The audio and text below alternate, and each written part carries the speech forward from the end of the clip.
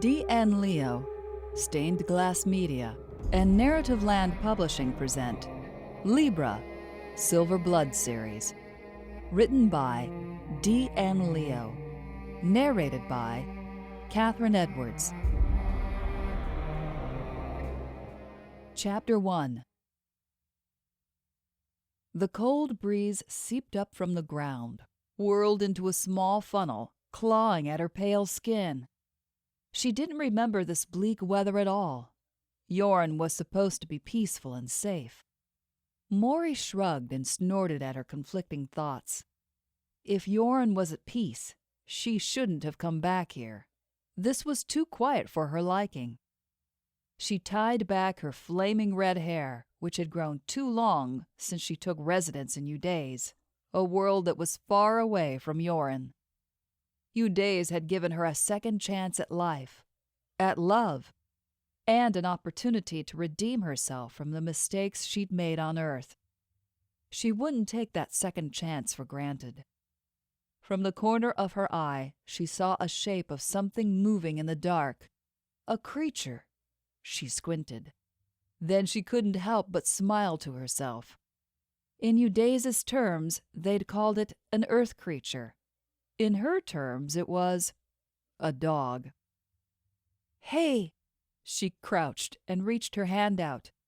A reddish, mature Irish setter approached her, wagging its tail, and licked her hand. "You're very friendly. Look at you." She almost giggled, but refrained from doing so. She was on an important mission to earn her silver blood and keep her place in Udays. She had to be alert. Plus, she used to be an alpha of a Firefox clan on Earth. She had to be careful, or she'd make a fool of herself. This mightn't be an ordinary dog. When the dog withdrew, bared its teeth, and started barking, Maury turned around.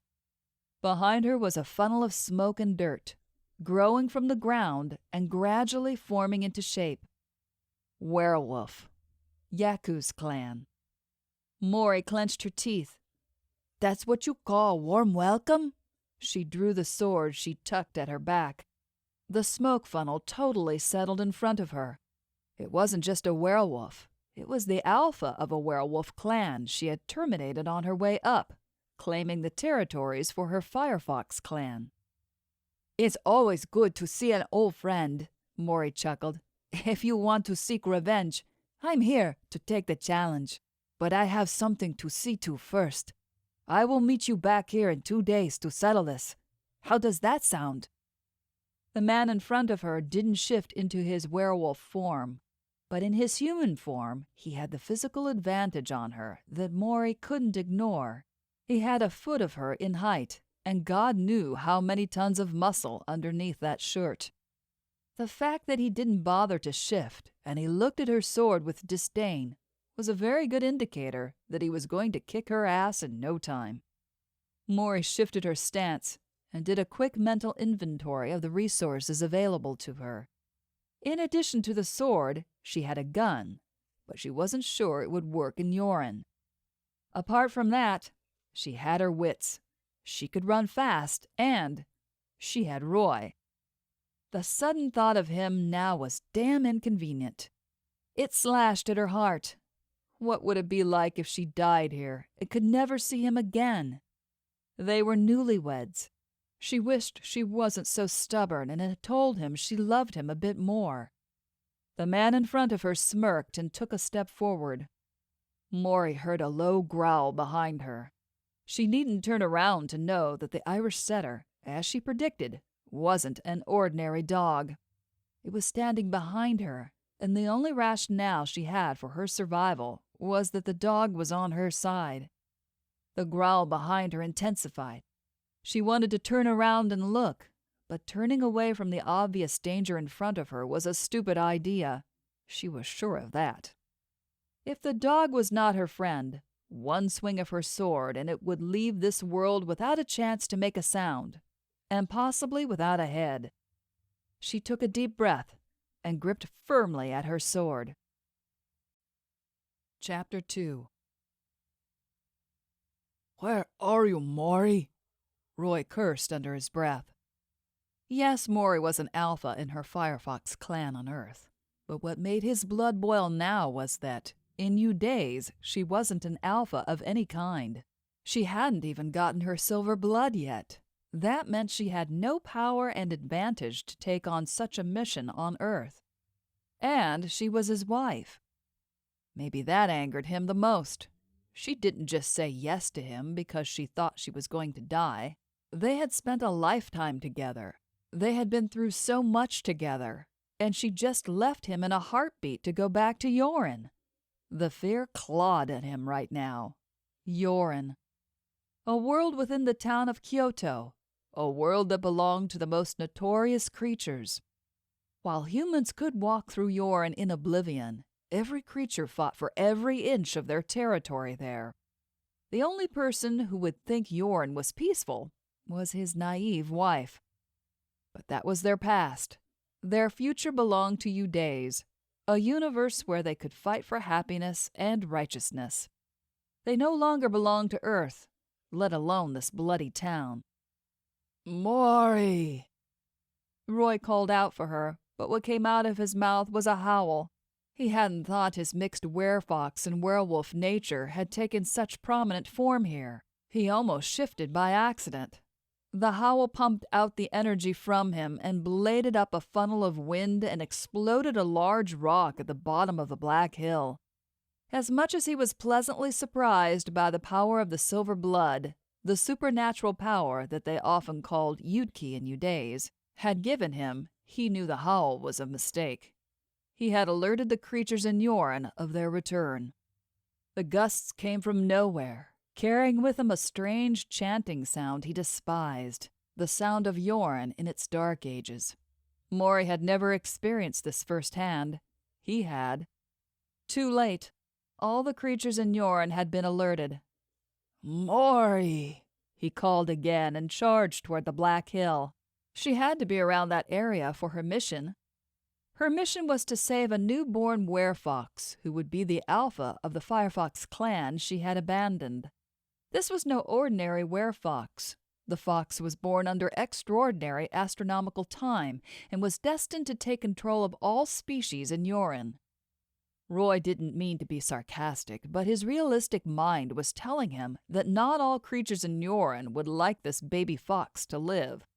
Not one bit. The problem was that his righteous king of Udays, Kieran LeBlanc, granted the support for the fox to unify the power of all breeds in the region. He wanted to end the bloodbath fight between creatures. Roy snorted on the inside. He was Kieran's commander, and he wouldn't say Kieran had sent him back to Yorin to protect his wife. The issues that Kieran had to handle were at the multiversal caliber, not at the level of a were-creature territorial fight. Udays was a multi-billion citizen universe, and as the king, Kieran would send his commanders to other universes to fight for the citizens of Udays. But Kieran was more than his king. He was a friend, and he had saved Roy and Maury's lives countless times. Kieran used to be human. He probably still was. As far as Roy was concerned, he was far more humane than many humans he had dealt with during his werefox life on Earth. Kieran had taken him and Maury to Udays when he had gotten nothing to prove and contribute. Now was a chance for Roy to contribute, and he swore he would make the most of this. Roy's mission was to retrieve the Libra key, hidden in the temple where the baby fox received his power. It wasn't just any magical key. It was one of those 6 keys that could unlock one of the most powerful sources of energy in the cosmos. Hoyt Flanagan, the most notorious criminal in the multiverse, was on a key-collecting frenzy. Once he had gotten the keys, and hence the power, he would take over Udays at once, enslave the citizens, and destroy the resources. When a key was taken out of place, the astrological hole would make the corresponding dimension collapse. That dimension was Asia, Australia, Pacific Ocean, and Indian Ocean. Roy shrugged. For a guy like Hoyt, 2 continents and 2 oceans weren't much for what he was getting. For Kieran, everything related to life mattered.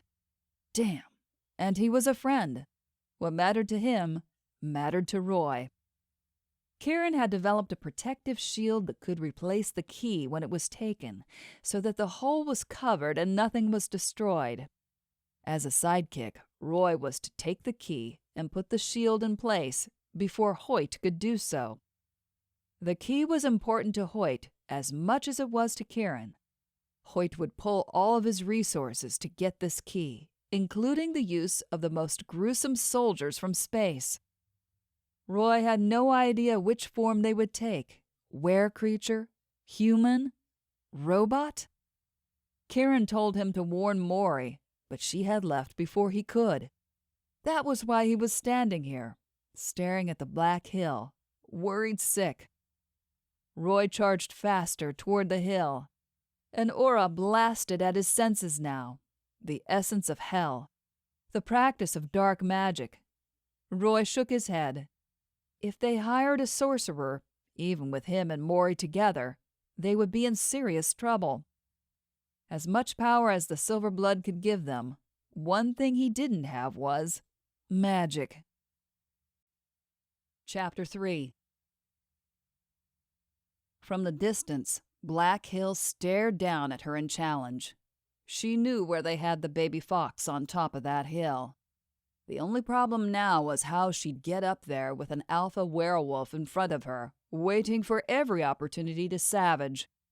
She supposed she might have another problem: the used-to-be dog behind her, which now might turn out as either friend or foe. She had to make it up the hill. That was the only way to complete her mission and see Roy again. At the back of her mind, she wondered if she had ever said she loved him without him prompting. It only took a few 100 yards and 2 swings of the sword, and she could be up the hill. Mission accomplished. She didn't want to kill the dog behind her. She fixed her stance and charged at the werewolf in front of her. It vanished. She stepped back. The werewolf appeared and smirked. She charged again. It vanished. Jorn was no longer the same. Her palms were clammy, and even in the freezing air, a bead of sweat trickled down her forehead. The wind grew stronger, and she thought she heard a howl echo from somewhere in the air. A dried tree branch on the ground flew up, whirling in the wind. She slashed at the branch before it hit her. A tree on her left cracked and collapsed. Maury had just enough time to jump out of its way. She turned around and was astonished to see the Irish setter had turned into a stunning woman, wearing only Mother Nature's clothes. A rock suddenly emerged from the ground, raised, and stood next to her. She remembered what Roy had said. Creatures from the multiverse had come to Jorn, and they could play with dimension and vision.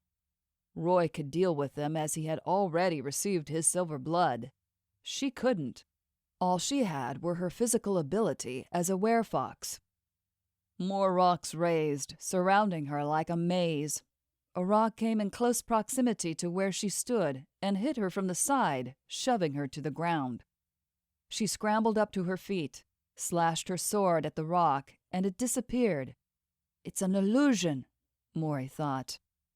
The woman behind her shook with fear, but she didn't cling to Maury and tried to get out of the way of the moving rocks. Maury whirled around, looking for the man. It seemed the rocks appeared with her movement. If she stopped moving, they stopped poking up from the ground. Maury stayed still, testing her theory. It worked. "What's your name?" Maury asked. "Irish." She couldn't help but let out a small laugh.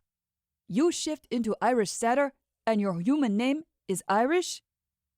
"I don't have a choice over that, do I?" "Sorry, I shouldn't laugh. What do you need from me?" "I care for the Zanxi fox. His mother died." Maury arched an eyebrow. "And they gave you the Zanxi fox because?" Irish shrugged. "He fell in my lap, literally. I didn't want him. His parents were good friends with my boyfriend. They ran a business together. My boyfriend brought him home one night and said his parents were killed." "Where is your boyfriend now?" "He went to get help. His family is not here. He lives here because of me." Maury glanced at Irish up and down. I don't mean to offend, but what is your talent, may I ask? You know that Zanxi is not just a fox, right? He's a baby fox to me. I don't need much magical talent to take care of him. My boyfriend Sam said you come to help me. Right. Irish stepped back and forth in discomfort. I don't shift often, or not at all for a long time. Maury rolled her eyes. Apparently. Look, Sam has been gone for 3 days. I don't get involved in any of the clan matters. I don't know who is who or what they want. But there were creatures crawling in my backyard yesterday. I think they figured out that I've got the baby. Where do you live? I run a diner in town. We live on the premises. Right. Take me to the baby. I'll follow you. You can shift back into your animal now. Irish nodded and shifted back into her animal form. A flying rock appeared out of nowhere and hit Maury. She fell, but stood up immediately, her hands balled into fists. That's enough. Come out and fight me. The werewolf appeared again. Before he could say anything or disappear again, Maury kicked at a loose rock on the ground, spun it in the air like a soccer ball, and hit it with the blunt edge of a sword. The rock cracked, broke, and rained toward the man like bullets. He covered his face. When the dirt settled, he said, Impressive. What do you want? Maury asked. You know who I am? She raised her chin. Alpha of a werewolf clan that I defeated a while ago. I don't have an issue doing that again. The man smirked. You have a good memory, Maury. So do I. I'll settle that debt later. I'm not here for you. I want Irish. Irish staggered back and snarled. The man chuckled. I was only trying to protect my clan. Zanxi is everyone's threat. You were an alpha, Maury. I hope you understand. Now her blood ran icy cold. He knew she was no longer the alpha. I don't know what you mean. I just visit my friends in Yorin. Let's cut to the chase, Maury. I don't have much time, and I don't think you have much time either. I'm the friendliest guy you can get now. Give me Irish, and I'll let you leave in one piece. Fighting one-on-one with him was a stupid idea. Maury looked at him, measured. Then in lightning speed, she pulled her gun and shot. She hadn't tested the gun. If it didn't work, then she and Irish might be in deep trouble. The gun recoiled and let out a wave of laser beam. Maury grinned. It worked. The man jumped aside and flashed a shield. She hadn't seen this shield before. It reflected the beam, and it blasted toward another direction, the direction of Roy running toward her. It was too fast and too dark for Roy to see the beam flying at him. Roy, look out! Maury screamed. Chapter 4. Maury had never recalled the wedge of the woods where she used to live being this dark and creepy. Roy kept pushing her behind his back. For your information, you're no longer my bodyguard, Maury growled. Thank God, Roy muttered. I could have done a better job if you cooperated more. I saved your ass just now. No, I blocked the laser beam myself. If I'm not mistaken, the beam reflected from your gun. If you would learn to use guns properly, then it wouldn't have happened. She stiffened and lifted her chin. I don't need to learn how to use guns. I am good with my katana. Roy rolled his eyes. He approached the alley with caution, still pushing Maury behind him. Maury wasn't sure if coming here was a good idea, but they had to start somewhere. The aura of the Black Hill made it easy to imagine werewolves lurking just around the corner. It wouldn't have surprised her to see space creatures darting at them from seemingly nowhere. Space creatures, Maury snorted to herself. A few months ago, she wouldn't have even considered the idea. Their paranormal world was weird enough for her to consider anything else, let alone the possibility of a multiverse. They were looking for a small hut of a shaman for information. He had helped the mother fox deliver baby fox Zangxi. This wasn't exactly a shaman's hut. Perhaps it hadn't been in operation for a long time. There were no lights, no jars of potions, and no sign of living creatures. The dark archway peered down at them, imposing and full of secrets. Maury leaned against a stone wall. It was too dark to see much. Suddenly, she stepped on something damp and moving. She yelled and jumped aside. From a dark corner, a man stood up and blinked. His odor engulfed Maury. It might come from the rags he was using as clothes, and maybe the lack of personal hygiene. Roy shoved Maury away from the man. He didn't need to, as she now stood several feet away anyway.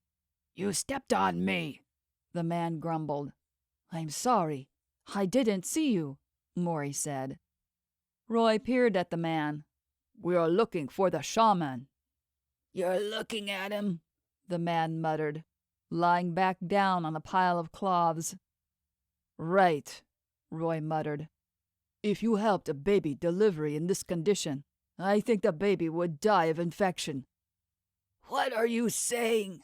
The man sat up and asked Roy. "Nothing. We need to find Zangxi. We talked to the person who is caring for the fox now, but we were attacked, and she ran away," Maury said from the corner of the room. The man shook his head.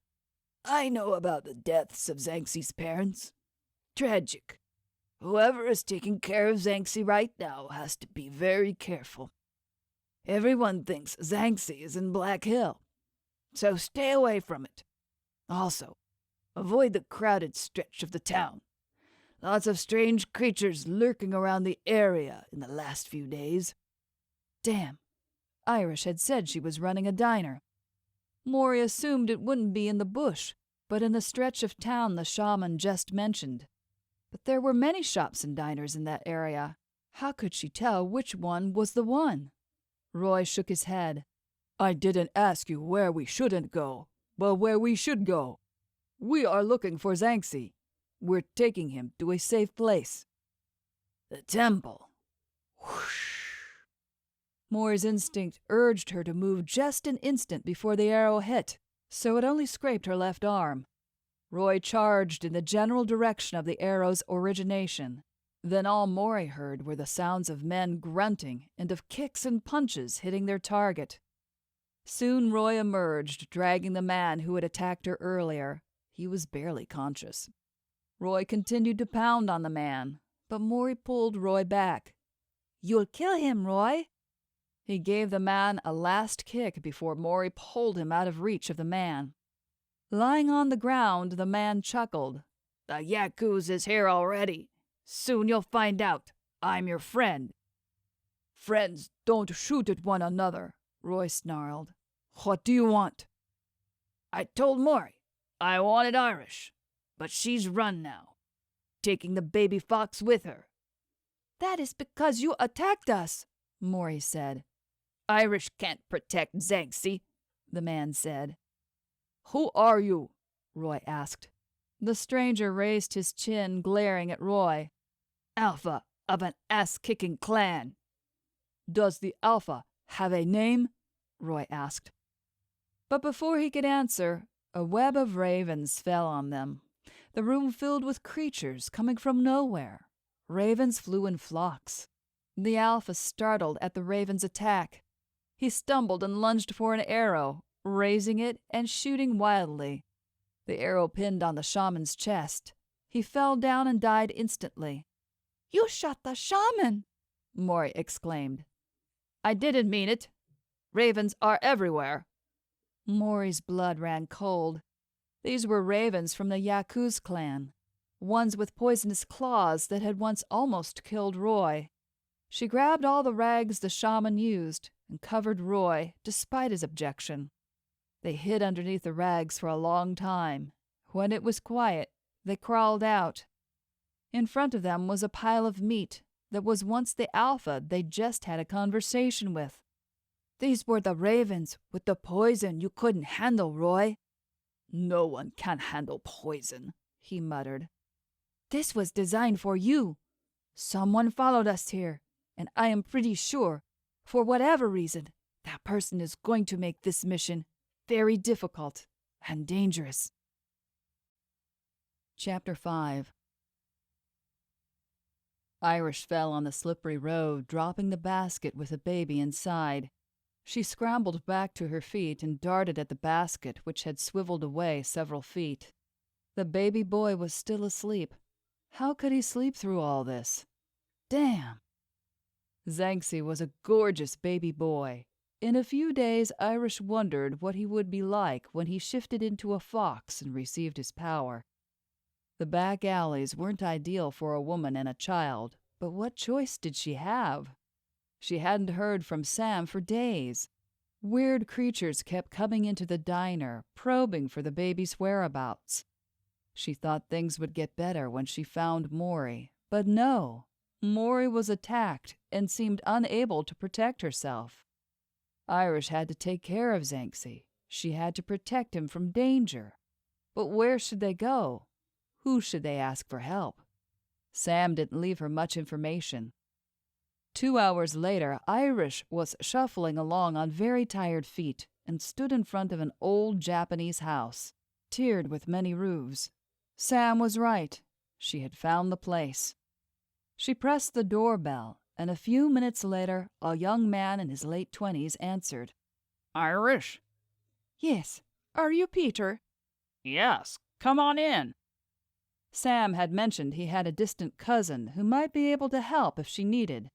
Obviously, she didn't want to discuss the delicate nature of Zanxi too soon. She didn't know Peter. Peter shut the door behind them and took her into the kitchen. The decorations were classic Japanese, but the furniture was modern. Something was wrong, Irish thought. It wasn't the house or the air, but maybe the man. What bothered her was the typical Japanese-style decoration in the house. Minimalist. Everything was squeaky clean. The floor looked as if you could eat from it. But there was something about Peter that wasn't right. Maybe it was her woman instinct, or strangely, it could be her newly developed mother's instinct. Irish cautiously put the basket on the counter within arm's reach. Looking at the squeaky clean kitchen bench, she realized why she felt something was odd. This Peter doesn't belong to this house. So, what's this about? Is that Sam's? He never mentioned it to me. Peter glanced at the basket. Irish looked at the man. Something was really wrong. He was too cold and calculated. Not that there was anything wrong with it. She was a total stranger to him. But he'd immediately taken her into the house when she knocked on the door without asking a question. She had called him earlier, telling him that she was Sam's partner, and she needed a bed for the night. He'd said yes, and that was it. I need to change the baby, she said. Oh, of course. The bathroom is at the end of the corridor on the left. Peter pointed in its direction. Irish nodded and took the basket to the bathroom. She opened the window leading to the backyard. It was too small for her to climb out with the baby basket. She looked around the bathroom and sighed before opening the door once again. She could make a run, but it wouldn't be wise. Peter, if this man was Peter, would chase her and call his people. Are you hungry? I could cook you something, just to thank you for your hospitality, Irish asked, putting the basket back onto the kitchen counter. There's nothing in this house to cook with. I'll order some takeaways. She looked at him, trying to appear earnest. You shouldn't have to. I'll just dash to the shop for some ingredients, and you'll have a decent homemade meal. She reached her hand for the basket, but Peter blocked her way. I said don't bother, he growled. What? You don't eat? He stared at her, his lips curved up, and there she saw fangs. You're not Peter. She grabbed the kitchen knife and swung at him. He grabbed at her, twisted the knife off, and threw her to the far end of the kitchen. She landed wrong, her back hitting the sharp edge of the counter. She thought she had broken her back, but she seemed to be able to move. He kept his eyes on her and approached the basket for the baby. She darted at him, but before she reached him, he quickly withdrew his hand from the basket. He screamed and looked at the bleeding wound on his hand. He flopped to the floor and convulsed. His eyes bled. In a short moment, he shifted into a lizard and lay dead. Irish kicked at the lizard to make sure it was really dead. And then she went to the basket. Inside was the most beautiful little fox she had ever seen. Baby fox Zanxi had shifted for the first time. Look at you. How gorgeous you are. I'm going to change you. So don't use your little poisonous teeth on me. The little fox blinked at her. Then he shifted back into the baby form. That's better, she said, and held him up, cradling him to her chest. She heard footsteps heading toward the front door. She grabbed the basket and raced toward the back door. She dashed through the back garden, climbed over the fence, and raced on the dark street with the baby in her arm, heading toward the unknown. Chapter 6. Roy squinted at the backdrop of the hills behind the temple. From the outside, there was nothing special about it. It was quiet and peaceful. The curvy roofs decorated with beautiful oriental symbols and painted with red and gold were mesmerizing. The landscape and the garden were designed and maintained meticulously with love and passion. Something didn't feel right about this temple. Perhaps he was still angry that Maury had pulled the curtain at the shaman's hut and tangled him in it. Yes, he couldn't handle their poison, and at once almost had killed him. But he had had the silver blood now. He had supernatural power. She shouldn't have to protect him.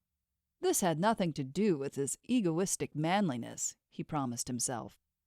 He swallowed hard, looking up at the roofs of the temples, seeing the statues of the deities guarding the gates between heaven and hell, looking down at him.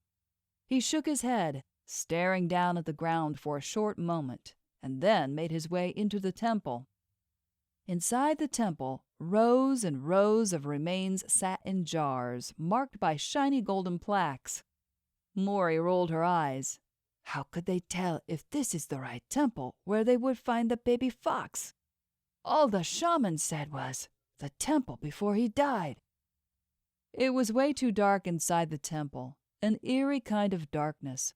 A shadow flew at Maury as she heard something like a growl. Careful, Roy yelled, and darted at Maury. At the same time, a shadow flew through the air and landed a kick which had been intended for Maury, but hit Roy instead. He stumbled and pulled his gun. It was too dark for him to see the target. Maury snarled and leapt at the shadow. The shadow turned quickly and gave Maury a roundhouse kick, connecting with her middle and sending her reeling backwards, rolling outside of the temple. Maury stood up, wheezing. Roy went after her. Once outdoors, he could see things clearer. The shadow followed them to the courtyard. Irish! Maury gasped. I didn't know you could fight like that. Irish shrugged. I used to work in the Army Reserve until my boss figured out I can shift into an Irish setter. Sorry, it was too dark there to see anything. Where's the baby? Maury asked. Irish narrowed her eyes. How did you know to come here? We have connections. That's all you need to know, Roy said. Who are you? This is my husband, Roy. Irish glanced at Roy up and down. Somewhere safe? Not in the black hole, Roy pointed at the temple. It's guarded by the gods, Irish said. Yeah, right, Roy sneered. Let's get the baby to a real safe place. He headed toward the dark temple. No one gets my baby, Irish growled. I don't know you. Lady, we have lots of things to do, and getting the baby to the right temple where he can get the power and protect himself is one of those things. Roy proceeded toward the temple. Irish darted after him. Maury lunged at Irish, tackling her around the waist and throwing her to the ground. Irish landed in the grass with Maury on top of her. Irish pulled a knife and was arcing it toward Maury's chest. Maury let out a squeal and threw her arm down at an angle, forcing the blade and its wielding arm to go in an entirely different direction. Irish dropped the knife, and it skittered across the worn cobblestones until it came to rest at Roy's feet. He picked it up and pocketed it quickly, but kept walking into the temple. "Catfight," he muttered and shook his head. Roy took the basket from its hiding place behind the altar and got out of the temple as Irish and Maury continued to fight. "Come on, you two," he said. "Settle down." The baby wriggled and was about to cry. He patted down the blanket to calm the baby down while keeping an eye on Maury and Irish fighting. Suddenly, a searing pain shot to his brain. He looked down. The baby had shifted into a small fox and had bitten his hand. This wasn't an ordinary bite. He staggered and looked at the marks on his hand where its teeth sank into his flesh. He leaned against a tree, holding on to it to keep his balance. He felt as if the ground under his feet was moving. Irish stopped fighting. "That's what will happen when you try to get to my baby." Roy couldn't say anything as his world started to spin. As Maury darted to him, Irish snatched the basket and ran away. Roy slumped to the ground. He opened his mouth to speak, but he couldn't force any sound past his lips. He tried, but he wasn't able to move. He hated to see the tears welling in Maury's eyes, but that was the last thing he remembered. Chapter 7. Maury wasn't at all happy with the prospect that they were at Irish's diner, but the most dangerous place would be the safest place for them. She couldn't be demanding right now because Roy's life hung in Irish's hands. The woman hadn't run away with the baby. She'd hidden around the corner. When seeing that Roy hadn't died from the poison, she somehow believed Roy didn't mean the baby any harm. "Stupid superstition," Maury scolded on the inside. She knew Roy needed time to recover. He had the supernatural silver blood in him, but would only perform best if he was in control. He wasn't when he was bitten. Roy had always been in control of almost everything, but no one could anticipate being bitten by a baby in a basket. Being taken by surprise, his silver blood wasn't on. He had to heal himself naturally until his consciousness kicked in and he could control the process. Maury was still royally pissed. They shouldn't have fought. She shouldn't just jump on any chance to kick and punch to let out her frustration. She heard a noise in the bedroom, so she scrambled in. On the bed, Roy was staring at the low ceiling. The neon light from the outside sneaked into a small window, creating strange flickering shapes. She all but jumped on the bed. "Hey, welcome back, soldier," he snorted. "Soldier? Lying in bed after being bitten by a baby." She clucked her tongue. "Remember, he's not an ordinary baby." She tucked away a stray hair on his face. His hair must be longer than hers now. She touched her thumb on his lips. He was sinfully handsome. There had been countless times she wondered why he was hers at all. Her mixed blood prince, now a commander of a large district in one of the most exclusive universes in the cosmos. Yet he tagged along with her whenever he could, wherever she went. She bent down and kissed him. He took her signals. He always did. Before she could blink, her top was somewhere on the floor, along with the rest of her clothes. She'd lost track of where his hands were, but she was sure they were on her body, and at places that would give her inexplicable pleasure. She returned the pleasure, her hands sliding up his torso, her palms pressed to his divine muscles. At the right moment, she applied slight pressure to his sensitive spots, where only she knew. He groaned.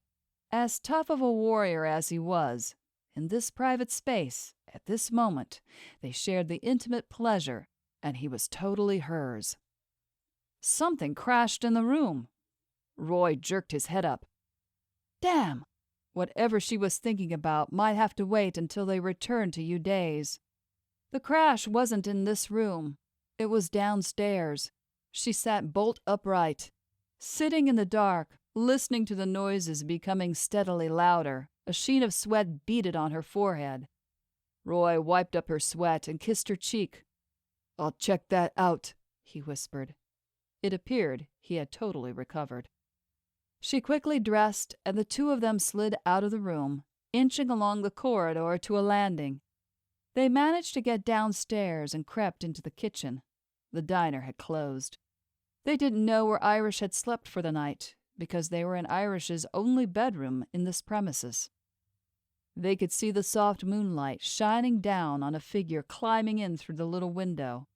They stood in the shadows, one on either side of the doorway, waiting for him to come close enough for the first blow. She stepped forward and dealt the man a quick blow to the nose, sending him reeling back. He grabbed the cutting board and swung at her. Roy grabbed the man's hand and landed a punch on his face, sending him crashing into the dried food racks. Irish came into the kitchen from the outside and heard the commotion. She raced into the room and turned on the lights. The lights revealed 4 gun muzzles, 2 from Roy and the other 2 from the intruder. Chapter 8. Bartley walked back and forth in the dusty room, waiting for his victim to regain consciousness. He didn't think he'd been that rough. Problem was, he didn't have much time, and the guy wasn't cooperating. Bartley kicked at the chair that he had tied the man to. Bartley walked toward another man, a werewolf he'd caught lurking around Irish's diner. He tied the naked man to a pillar, his hands above his head. The man was half dead, useless. He couldn't talk now. Bartley paced, back and forth and around. He never lost his cool. But with this current client, he had no room for error. Pressure. Make it or break it was his train of thought when he accepted the job. Hoyt Flanagan had never given anyone a second chance. That was what he had heard. The money was tempting. This was a dangerous gig, but if he could pull it off, he could buy half a planet with the money. All he had to do was to get a key from the temple. How hard could it be? Yes, he had no idea where the temple was and what the key looked like, but neither did Hoyt's rep. The description was vague and mysterious. The only thing that was real was the deposit in his bank account. He'd bluffed about his connection with the Yakuza and that he could get to the temple easily, but he would find the temple before the day ended. If there were any breathing creatures in the temple, and if it was real, he would find it. He snapped his fingers. A small group of his goons darted into the next room. They waited just for that. They got paid to please him. So lurking around in the same room with him while he experienced mood swings must be excruciatingly scary for them. In a short moment, a platform balanced on the shoulders of the goons coming back into the room. They set the platform down and took the dirty blanket off the misshapen form wriggling underneath. Bartley grinned. "Sam, I apologize. My guys can be quite rough, especially when people don't cooperate." Sam's hands were tied behind his back, and he had a heavy manacle around his neck with 4 chains coming down to attach to 4 iron rings on the platform. He was kneeling, and he had what looked to be a dirty bandana in his mouth as a gag. Bartley pulled the gag off. "Fuck you, Bartley," Sam said, glaring at him, breathing hard with the exertion to free himself. Bartley grinned. "You're welcome.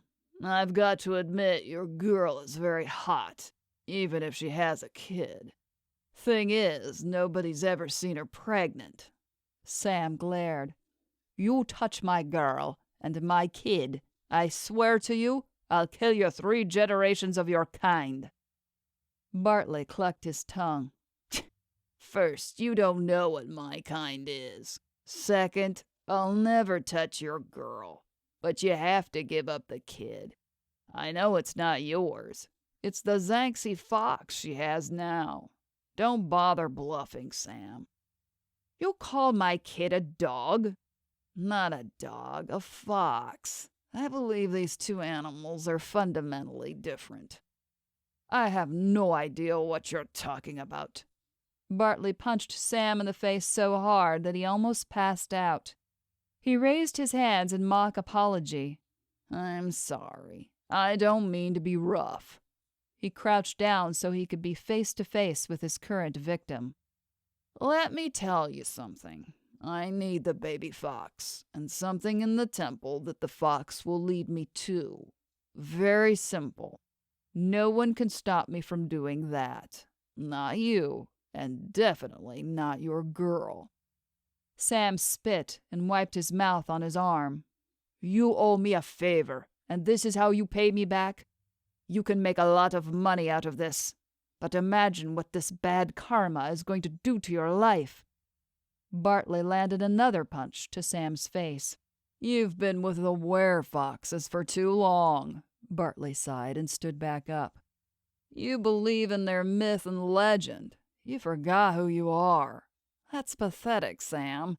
We in the paranormal world don't mix. You don't mix with the werefoxes, so it's irrelevant that you keep the baby safe.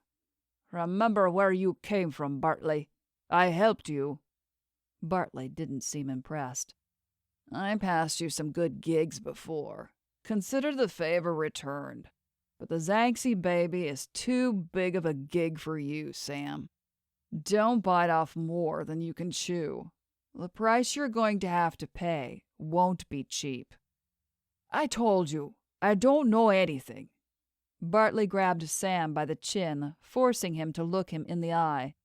So why did you call your cousin for help? Why did you arrange an overseas escape for your girl? Who are you working with? What's your game? Sam yanked his chin from the other man's grasp. My games are beyond your level of comprehension, Bartley. You don't know my people, but I know whose pocket you're living in. I'll talk to your boss. If I lose one hair, your body will end up in a ditch. Bartley's lips pulled back, baring his teeth. He landed another punch on the side of Sam's head. And this time, his eyes rolled back, and he blacked out. Chapter 9. Irish? The intruder, holding two guns pointing at everyone, asked when he saw Irish appear through the doorway. He looked relieved and tucked his guns away and pulled out his wallet. I'm Peter, Sam's cousin. Irish gasped. "Oh, no!" she exclaimed, and grabbed a kitchen knife from the counter. "I've seen Peter, and he turned into a lizard. He died in front of me." Roy thrust his guns forward, alert, waiting for any hint of danger. "What?" Peter asked, looking truly confused. "I don't know what you're talking about." "I was on the run.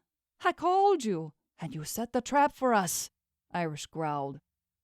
"I have no idea what you're talking about," Peter repeated. "Sam called me. He said he needed help. He wouldn't talk on the phone, so we met. Then we were attacked. Some thugs got him. He wanted me to take care of you. He said you need protection." He glanced at Maury and Roy. "It looks like you got it sorted." "How do we know you are who you say you are?" Irish asked, interrupting him. Peter raised his hands. "Easy. I'm going to take a picture out of my wallet, okay? No pulling any stunt here." Roy nodded, but leveled the gun at the other man's chest. Peter pulled out a picture of Irish and Sam. "Sam gave me the address. He said if anything happened to him, I've got to take you out of town." Irish's hand flew to her mouth and teared up. "So, you just let some thugs take your cousin?" Maury raised an eyebrow. "No, I didn't," he said, his nostrils flaring, insulted. "It took me a couple of days to track, but I got them. I know where they are." Maury looked at Roy. He nodded. Please, help me get Sam back, Irish cried. He just wanted to do the right thing. What did he try to do? Peter asked. He hasn't told me anything specific. Is it something illegal? Irish was about to answer, but Maury cut in.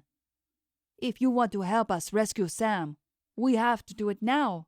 We have many other things to see to. Irish nodded. Let's go, Peter muttered and led the way. A few hours later, the four of them stood outside a rusty, abandoned warehouse. Roy peeked through a still-cracked door. I'm going in, he said. I am going in with you, Irish added. Sam is in there. I have to get him out. Roy shook his head. You are not to engage in combat with the baby on your back. I couldn't leave you at the house by yourself, but I didn't bring you here to get you captured. I'll stay here with her, Maury said. Peter stepped up. I'll go in with you. There's a handful of them. A couple extra guns would help. I don't want to have to babysit you, Roy said. Peter's eyes narrowed, clearly annoyed. I am a two-hand top-grade shot. I was in the Special Force. I am now a private investigator, so I have both brains and tactical skills. Can you top that? Roy glanced at Peter up and down. All right, but again, I won't babysit you. Peter snorted and then turned toward Maury. Are you sure you can take care of Irish and little Sam? Maury planted her hands on her hips. Sure. We women are more capable than you think. Peter nodded respectfully and turned back to his task. Roy had approached the warehouse from the side. Peter scurried in the shadow to follow. Little Sam? Peter didn't seem to know the kid isn't yours. Maury raised an eyebrow, looking at Irish curiously. Irish nodded. Sam must have been telling people that to avoid the attention to the real identity of the baby. Irish took the baby off her back and cradled him in her arms. Are you hungry, little Zanksy? You wouldn't like being called Little Sam, would you? She cooed. Maury looked at the way Irish carried the baby. She looked as natural as a mother. Are you going to have a real Little Sam later? Maury asked. Irish shook her head, looking into the distance. Sam's human. I'm not sure it would work. It would. I'm sure of it. Many people in my Werefox clan married humans. They were fine and happy. Irish smiled, but the smile faded quickly. We'll see. And you? I what? Having a baby with Roy? We just got married. I'm not sure we are ready for that. Plus, I don't think I can do diapers. Irish chuckled. Then she blinked, looking at the warehouse. Holy shit! Irish gasped. In the dark, several mooks crept toward the warehouse, weapons in hand. Irish hissed. Calm down. Let me see what I can do, Maury said. Irish hissed again. Stop hissing. Let me think. It's not me who's hissing, Irish said. Maury looked at the baby. He had shifted into a little fox and was hissing, growling, and making grumbling noise when he looked toward the warehouse. Quiet, baby fox. I'll take care of this. Don't look. This scene contains some violence. Maury smiled at the fox and pulled out her sword.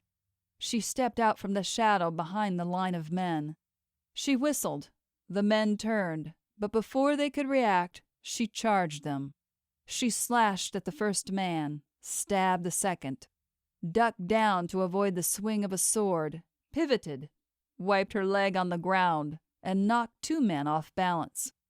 When they scrambled to their feet, she pointed her katana at them. Consider yourselves ambushed. Now I am giving you a fair chance to run. The two men looked at her with disdain. That was what she wouldn't take. She had copped that many times being the female alpha in a masculine clan. She rarely disliked anything, but she hated that scornful look. Maury said nothing, She moved forward and swung her sword in a left and right fan motion. In 2 seconds, the 2 savaged heads rolled on the ground. "You've had fair warning," she muttered, and returned to where Irish and the baby fox sat. If she wasn't mistaken, she saw the baby fox grinning at her. Chapter 10.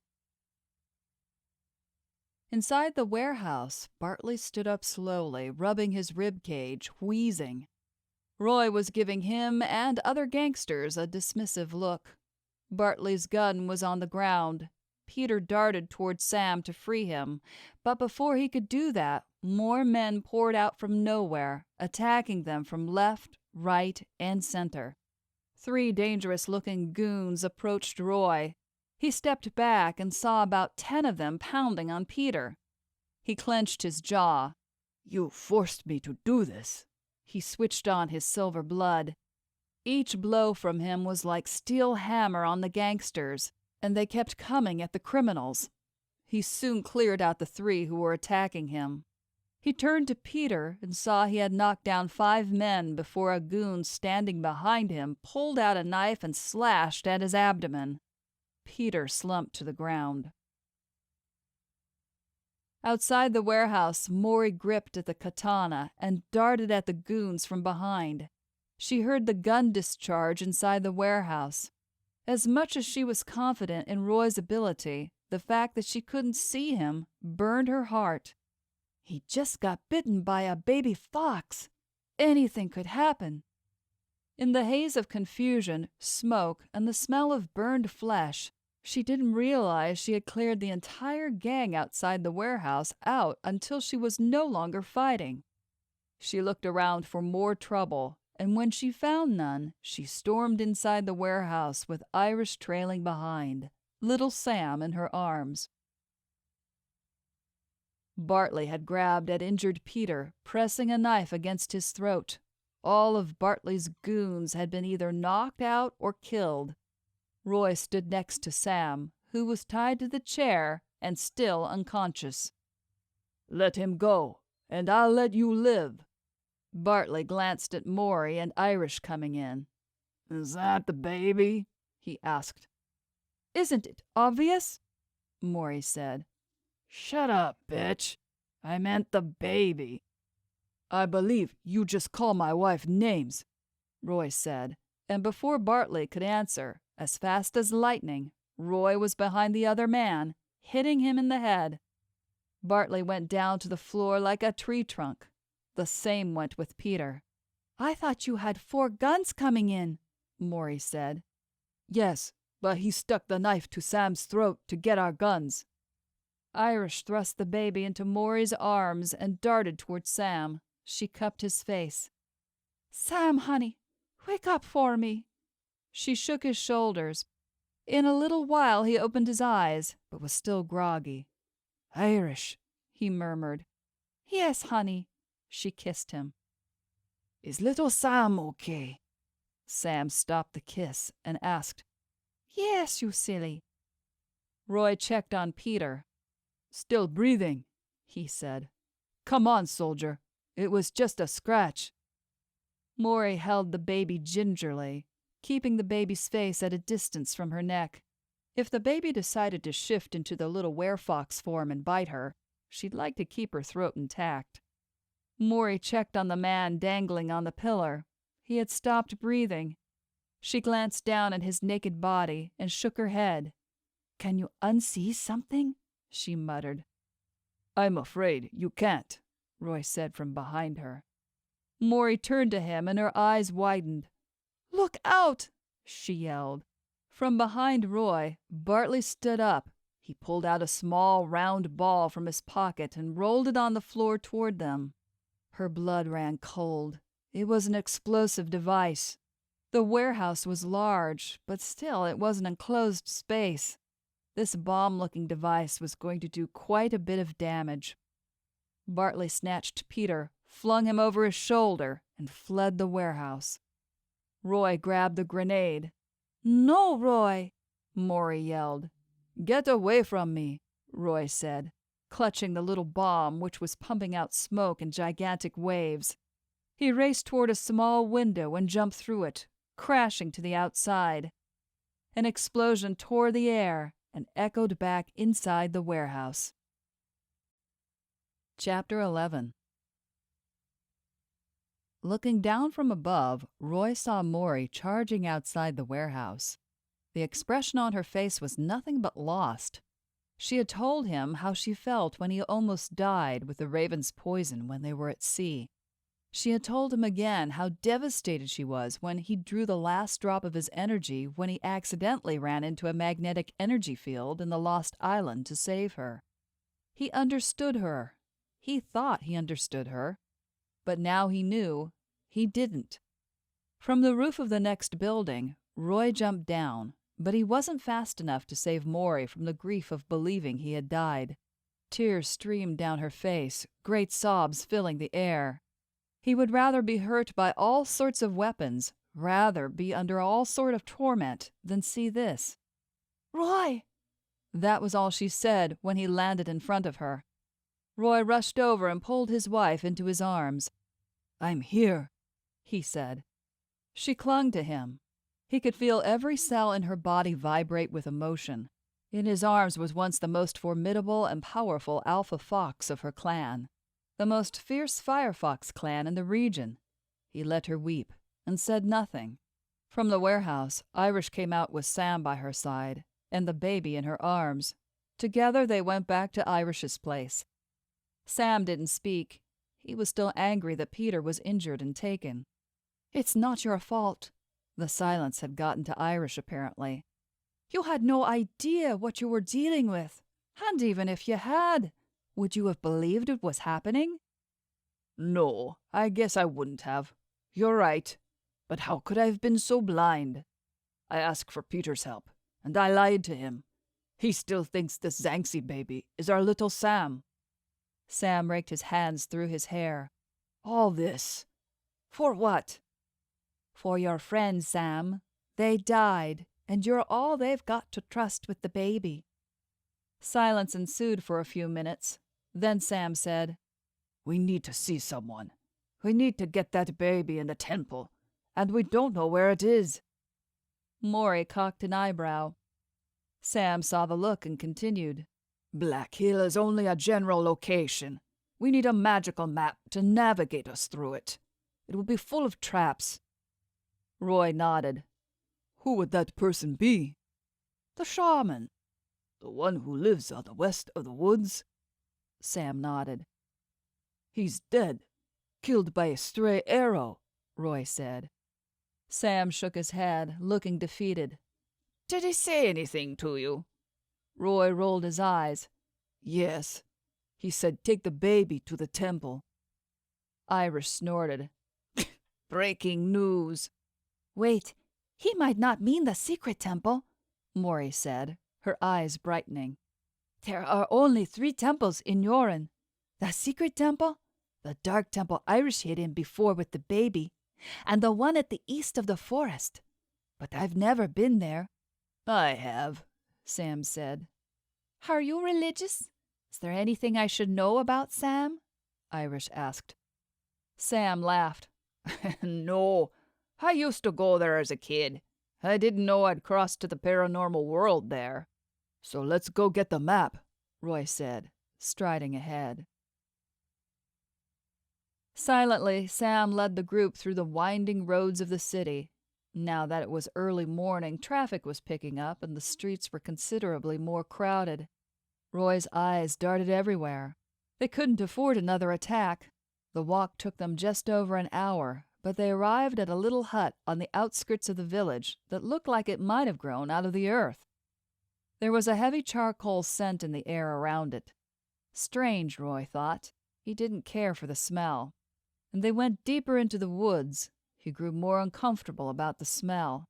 It felt as if the woods would catch fire in any moment. If it did, they would be trapped. He had no intention for him and Maury to be served as roast meat for any creature. They arrived at a small hut that Sam referred to as a temple. Sam squared his shoulders and marched right up to the front door, hesitating only slightly before giving the old wood a sound beating. He retreated a few paces, trying to appear less of a threat.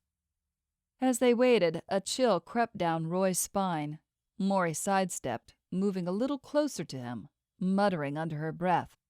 "Something's not right." Roy glanced around. "Agreed." The door opened and the shaman appeared. "You were dead! Before!" Maury exclaimed. The shaman smiled and said nothing. "You faked dead so they wouldn't kill you for real," Roy said. The shaman smiled bigger. "You've got that right, young man." He motioned them to come into his house. The shaman waited patiently for them to come into his kitchen before he closed and bolted the door behind him. "Please sit down. We have much to talk about." "Why did you sleep on the smelly bunch of rags in the hut?" Maury asked.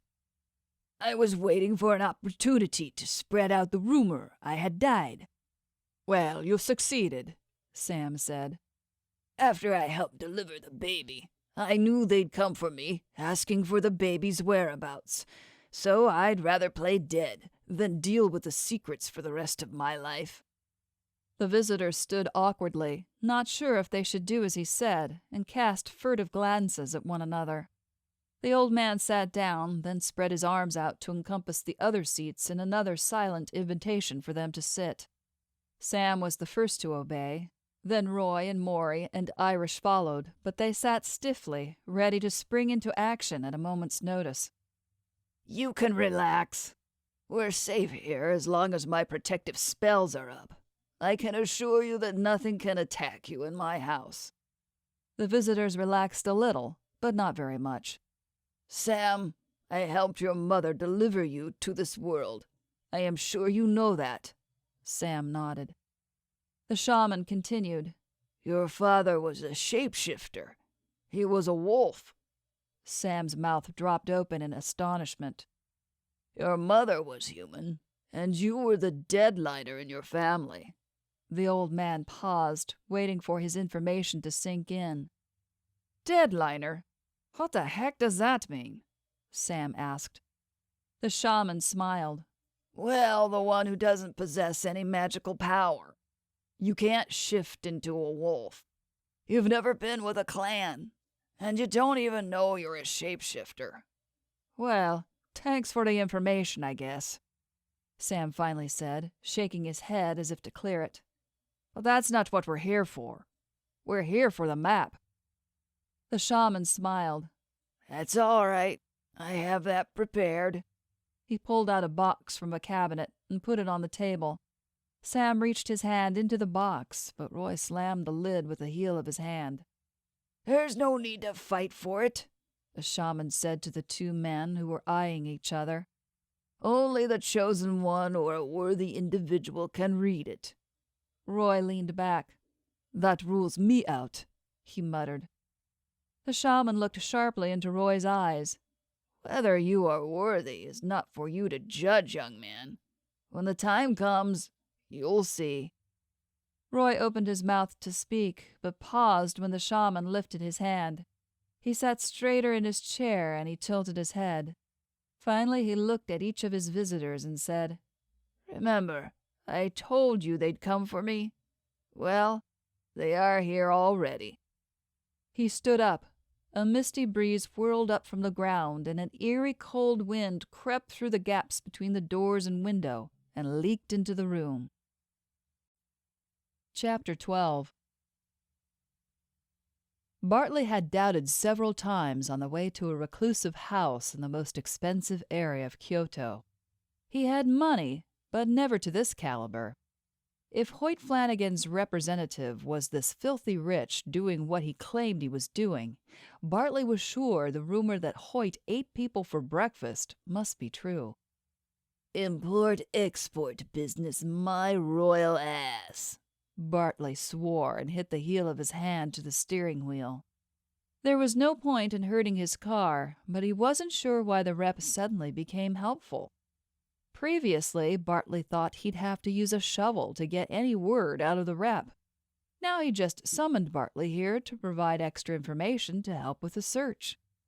He silently hoped this wasn't a mafia whack job, given that he hadn't yet delivered what he had promised. Bartley wasn't that naive, otherwise he wouldn't have survived that long doing this kind of work. He jiggled his secret pocket, making sure his weapon was still there. It would be ideal if he didn't have to use it. He wanted good outcomes for everyone. In that regard, he considered himself a perfect gentleman. The automatic door greeted Bartley aloofly. He followed the robotic voice instructions and walked into the house. "Thank you for your hospitality," he muttered. A human version of a mummy was sitting in the living room waiting for Bartley. Well, that was his take of the rep's appearance. "Aro." Bartley bowed in greeting. The man sat still, tapping his finger on the arm of his chair. "You promised the location of the Zanxi last week. I gave you that." The man arched an eyebrow. "First, you weren't sure if it was Zanxi. Second, you spooked the woman so much she ran. Is that the quality of your delivery for the money you are getting from our master?" The fact that she ran suggested that she did have the real Zanxi baby. I've got her husband. He confirmed that. "Do you think I am stupid?" "No, Aro." What would a woman staying at home with a newborn do if she sees freak shows crawling all over the backyard? She runs. Why didn't she call the police? Oh, she's a creature, the last line in her family, and her brother is a fugitive for a petty crime. She, Bartley stuttered. "And now what do you have for me?" Aro roared. His mouth was wide open, revealing all the shark-like teeth inside. "And if you lie to me again, I can rip your head off your shoulders in one bite. Apparently, you have no use for it." I've got the friend of the husband. I can use him to bait them for the baby. The information is only the process. You want the end result. You want the key of the temple, right?" Aro appeared to calm down. "Yes." "Well, then give me some more time. You will get it." "Time is what I don't have. The master wasn't happy last night. The temple will open to receive the Zanxi fox in 2 days, and if we are not there, the opportunity will be lost. And let me tell you, I am not going down alone." "I understand." "Master gave us a special weapon for you. The fox got more help from a silver blood soldier called Roy. Your pathetic little bomb you hid in your pocket isn't going to do him any harm. When push comes to shove, that guy can take down your entire troop with a snap of his fingers." "Silver blood soldier?" "That's a dumbed-down version so people like you would understand. He came from another universe, and he's highly ranked.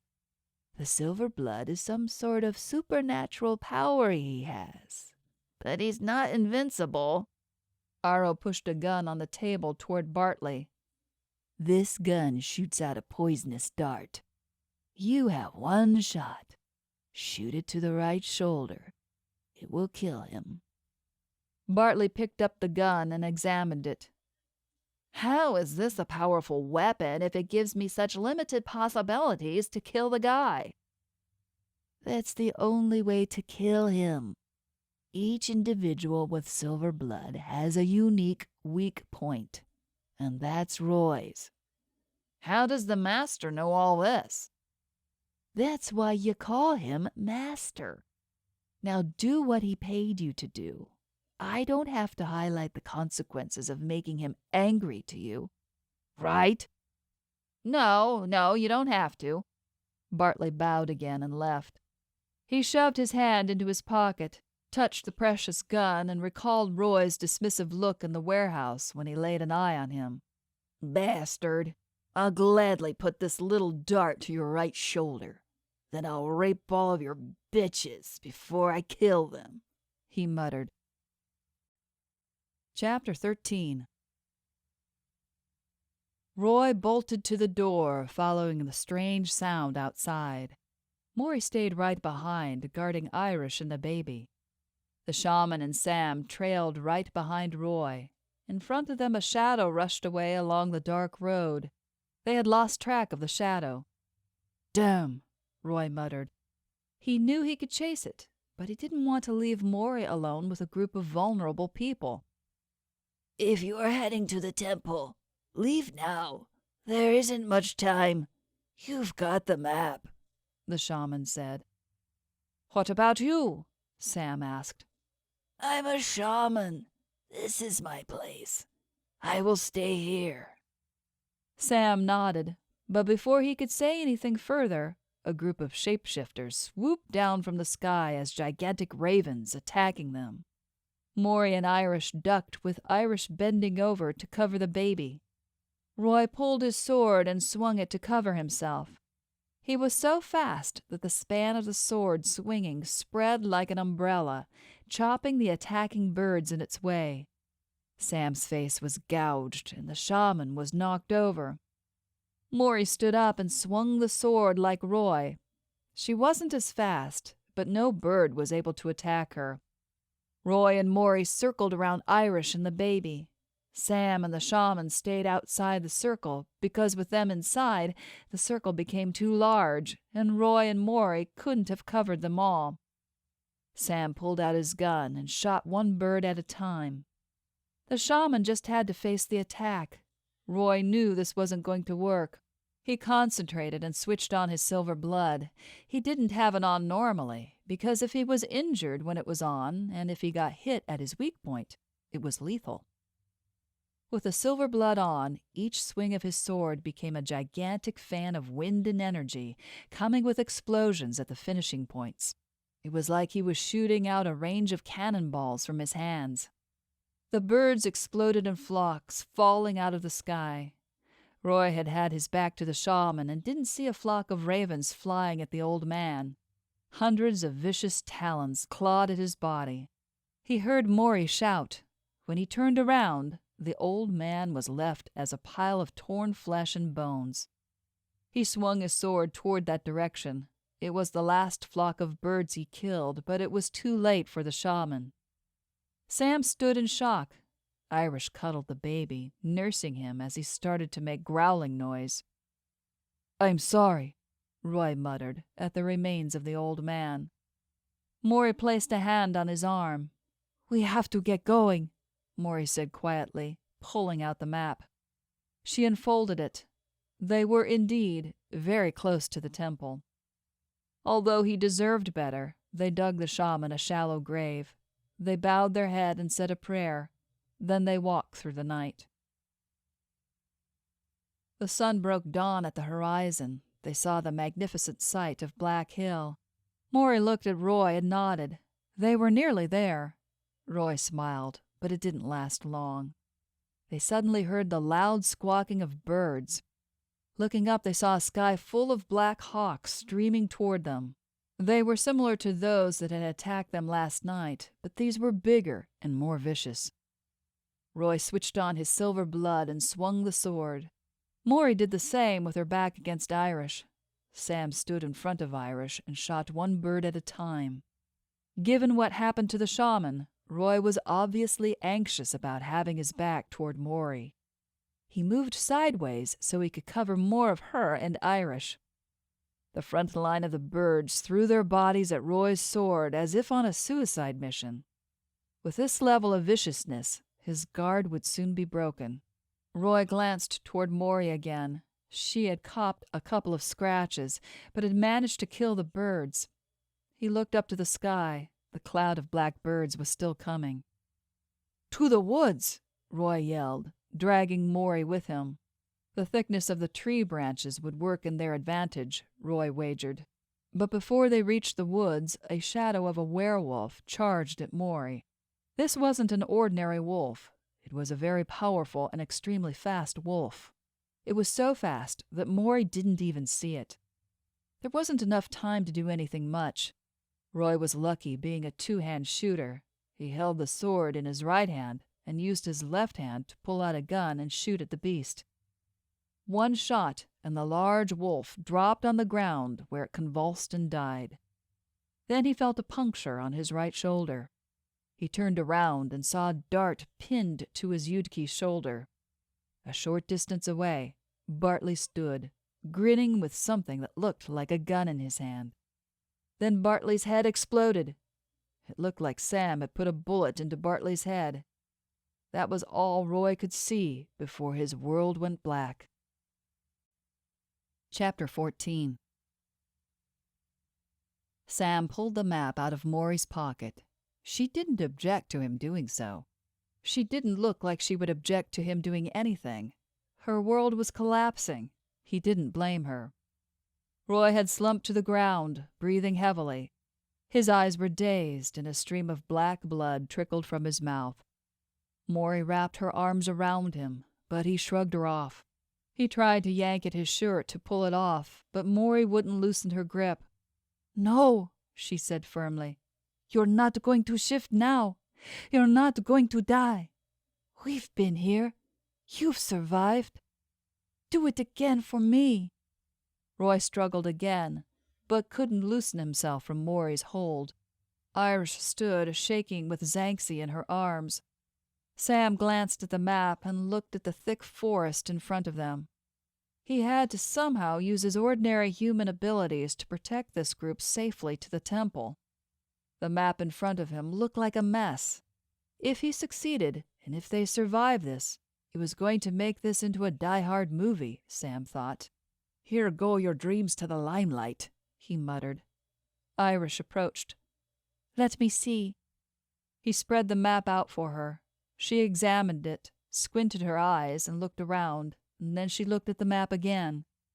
"I think we are looking for water. See this?" She pointed to a red line on the map. Sam looked around. He saw no sign of water. "Check behind those trees. There should be a dimensional gateway," Roy said weakly. Sam darted toward the trees. When he touched them, they parted way. In front of them was a mysterious river and a boat waiting. The dark water river ran deep into the forest to the unknown.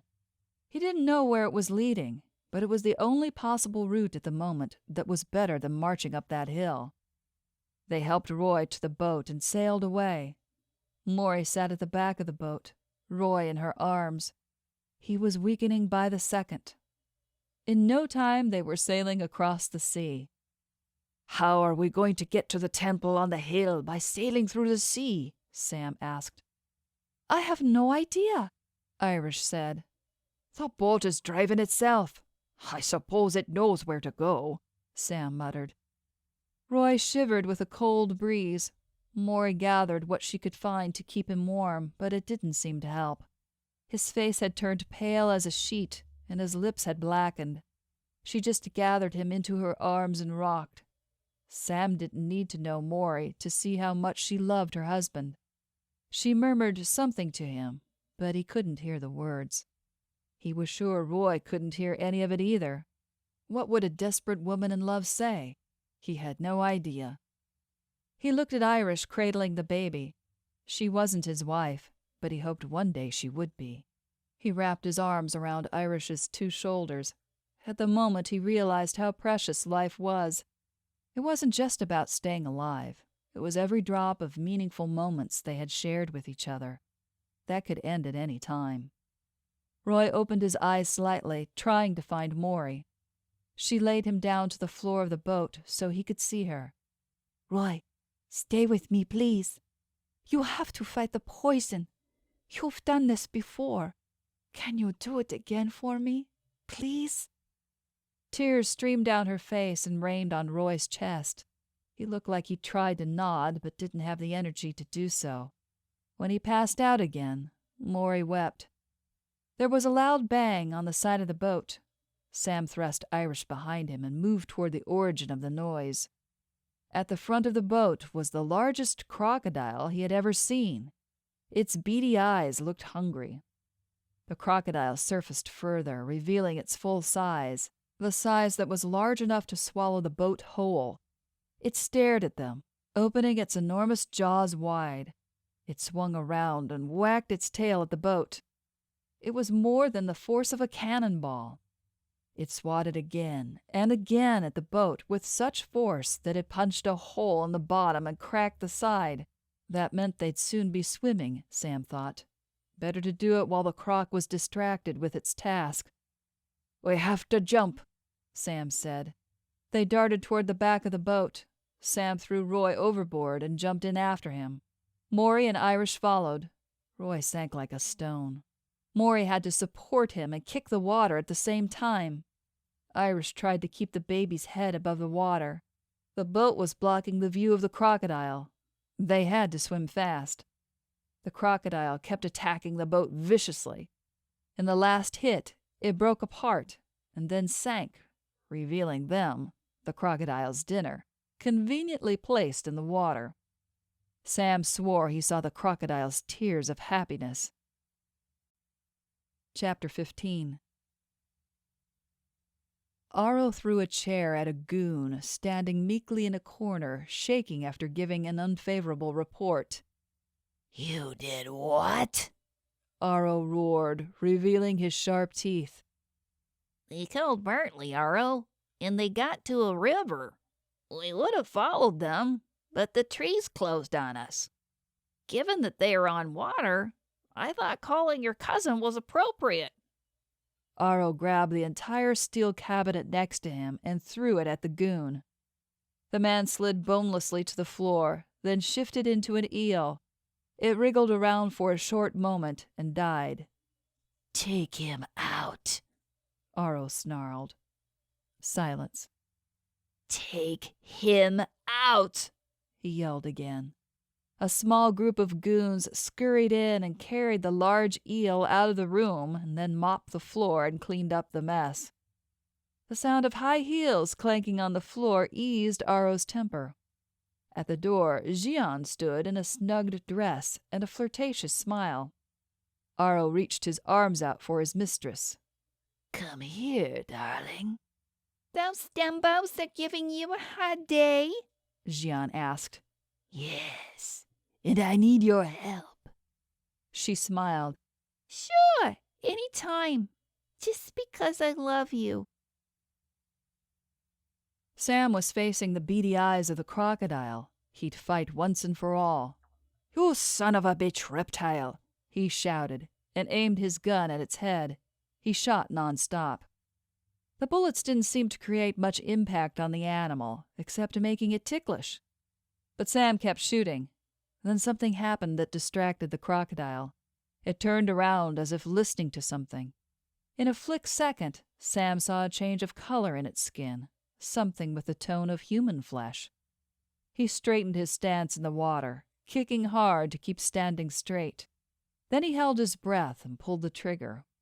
The bullet tore the air and hit the head of the crocodile at the point where the human skin tone flashed. The crocodile roared. Its image flickered a few times. It shifted into a naked man with an exploded head and sank. Sam swam to Irish and took the baby. They swam for what seemed like hours to them, but finally came to a small island where they could drag their tired bodies from the water and flop to the bank. The sky in the direction from which they'd come looked inky black, illuminated here and there with lightning bolts. Maury said nothing but hurried to Roy and performed CPR with tears streaming down her face. A short time later, Roy spat out some water and took a deep breath. He was breathing, but barely. Then they heard a low growl. Baby Zanxi had shifted into his fox form. He sauntered to where Roy lay. He sniffed at the puncture mark on his shoulder. Then he simply curled up against Roy's body and closed his eyes. "Is he sleeping?" Irish asked. Maury stared at the fox. Being a werefox, she knew what it was doing. It came to her now why Zanxi had shifted and bit Roy at the temple. His bite was so poisonous that it almost killed Roy. That wasn't an ordinary bite of a petulant baby fox. It was for this. The baby fox had seen this event, and what he had put inside Roy's body was a pre-injected antidote. This wasn't an ordinary fox. She knew now, with absolute certainty, that this fox was magical. There had been countless times she'd regretted coming with Roy to Udays and abandoned her Firefox clan. She was an alpha. She shouldn't have done that. She should have stayed and helped her clan to regain its glorious days. When she'd heard about this baby fox being her replacement, she had doubted. Uniting all paranormal creatures in her world was impossible. She knew that. More importantly, she knew she couldn't do it herself. But Zanxi could. She looked at him sleeping next to Roy, and she knew. In a short moment, Roy moved his hand slightly. Then he opened his eyes. His color was back to normal. The fox sat straight up. He looked at Roy, then licked his face. Roy smiled. "Thank you," he said. The fox made a sound like he was sneezing. Then he shifted back into the baby and wailed. Irish rushed over to him. "He's hungry," she said. They heard footsteps of someone stomping on dried leaves. "Who is that?" Sam yelled. A shadow jumped out of a bush and darted away. Chapter 16. Roy regained his strength so swiftly that it surprised him. He could still see the pain in Maury's eyes. He promised himself he would make it up to her when they were back to Udays, safe and sound. Roy examined the map again and sighed. "What's that?" Sam asked. "We have to swim," Roy answered. They returned to the water. "The temple isn't far away, just over there." Roy pointed to a strip of land floating close to the horizon. Sam squinted as he looked to where Roy pointed. "I'll take the baby," he said to Irish. "It's a fair distance." "Be careful. He bites," Roy said, and winked at Maury, who was glaring at him. Maury dove head first into the cold water. She swam like a fish. Roy followed. Sam rumbled and dove in with the baby tied on his shoulder. Irish swam next to Sam to support him. It had looked farther than it actually was. Soon they gathered on a rocky beach that had hardly any sand. "The Yakuts are here already," Maury said. "They are shapeshifters. Bad news," Roy explained to Sam and Irish. "Where's the temple exactly?" Sam asked. "On top of the hill. I'm not sure how many men or creatures the Yakuts have brought with them, or what kind of weapons they have," Maury said. "Can guns kill them?" Sam asked. "They are filthy rich human outlaws, so they hire creatures with magical talents and abilities, including were-creatures, witches, wizards, sorcerers, and whatever else, I don't know. Humans and were-creatures can be killed with guns, but if they use magic, we'll be in trouble," Maury said. Roy smiled and said nothing. Maury forgot what he could do. They looked further inland. In front of them was a gigantic rock hill. Mysterious paths curved around, coming from nowhere and going to nowhere. Mist was everywhere. The air and the ambiance was so surreal that they couldn't tell what was real and what was not. If they walked on a wrong path, they could end up at the bottom of the canyon. The four of them walked slowly around a small rock. Maury signaled everyone to hide in the shadow of a large rock. Via a gap, they could see large groups of furry black wolves pacing. "Werewolves?" Sam asked. "Too far away to tell, and too many of them to go head on with all of you," Roy said. "Let's see what I can do. Stay here." As soon as he finished his sentence, he raced across the rock in lightning speed. His silver blood was at maximum capacity. He was sure they couldn't see him. He pulled out 2 guns and charged across the front line. Before they could register what was going on, their front line dropped like tree trunks. Roy returned to Maury. "Holy crab!" Maury said, looking toward the water. The red claws of an army of crabs slowly crept out of the water and headed up the hill to where they were standing. They had seen this black magic trick before.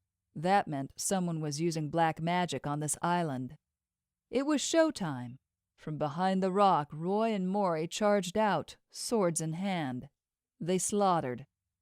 Soon bits and pieces of the wolves and the Red Army scattered the hillside. The remaining ran for their lives, back to the water or into the woods. The entrance of the temple is right on top of the hill. Once inside, I can tell where the main chamber is, so that Zhangxi can receive his power, Maury said. And that will be where I'll retrieve the key, Roy thought. What key? Maury snarled.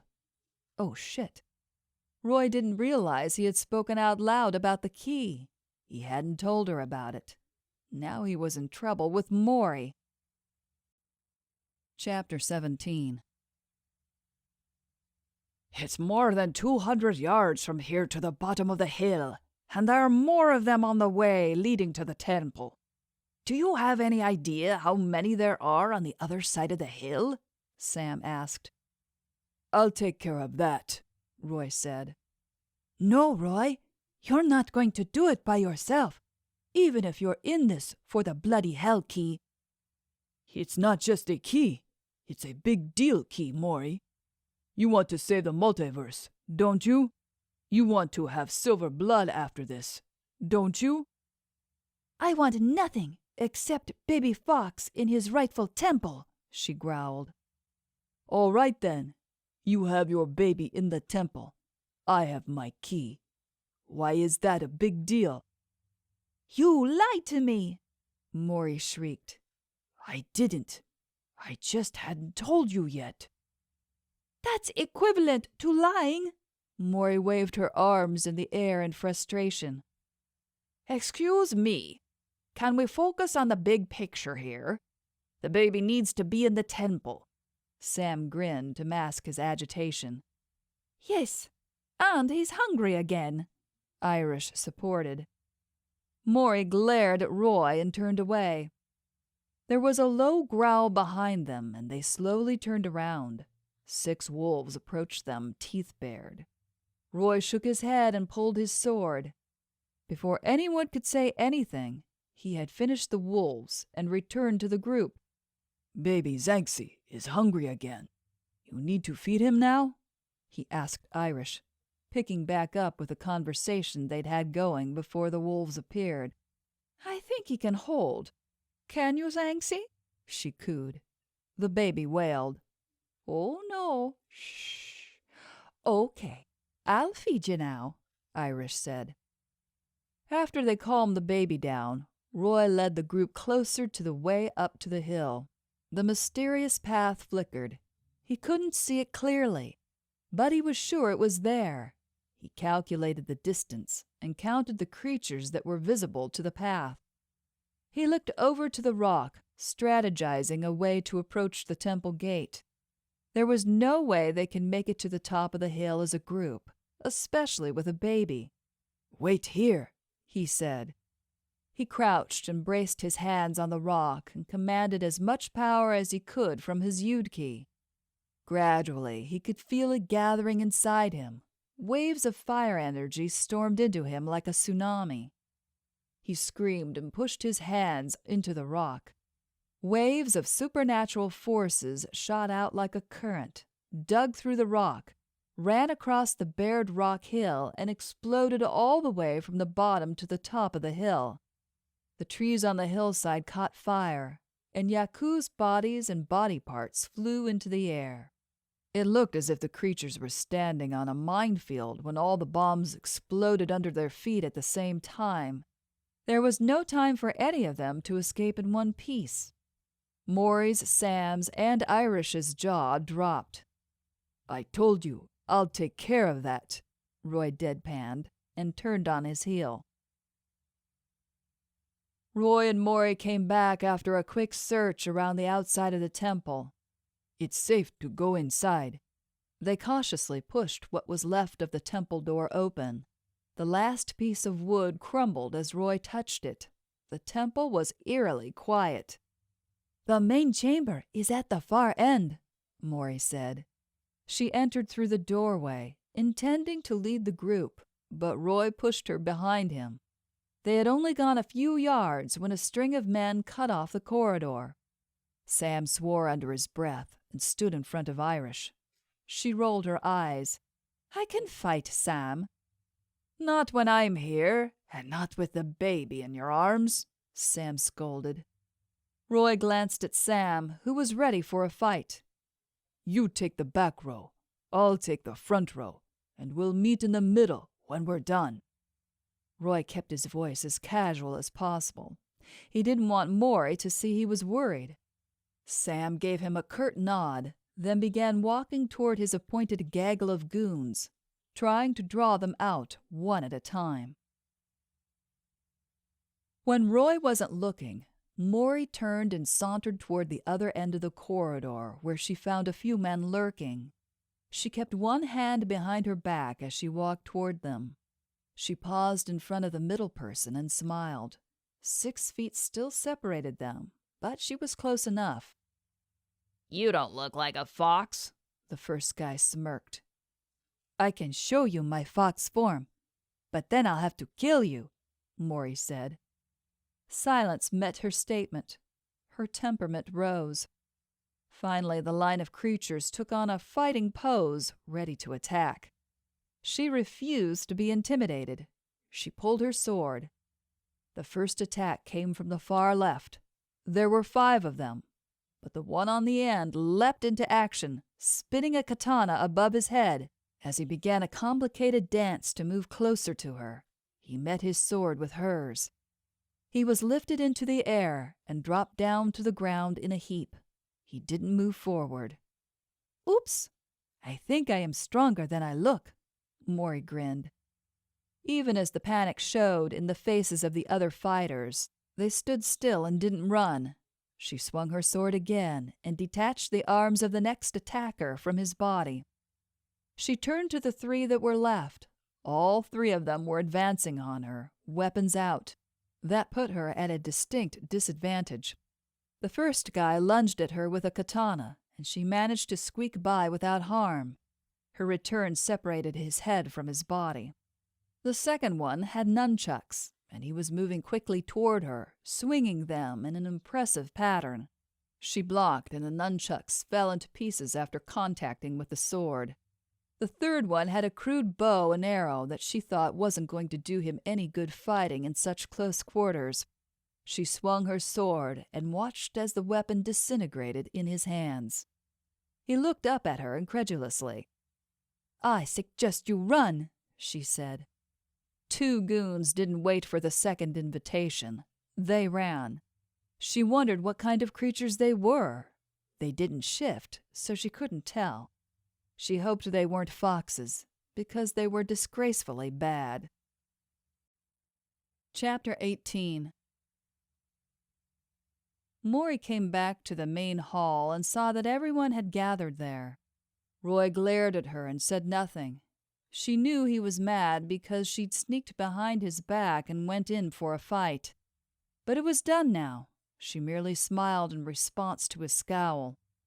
Seeing the tension between them, Irish smiled. "Glad to see you came back to join the party," Maury sneered. "Not much of a party for the creatures." Roy chuckled and pushed at Irish. "Come on.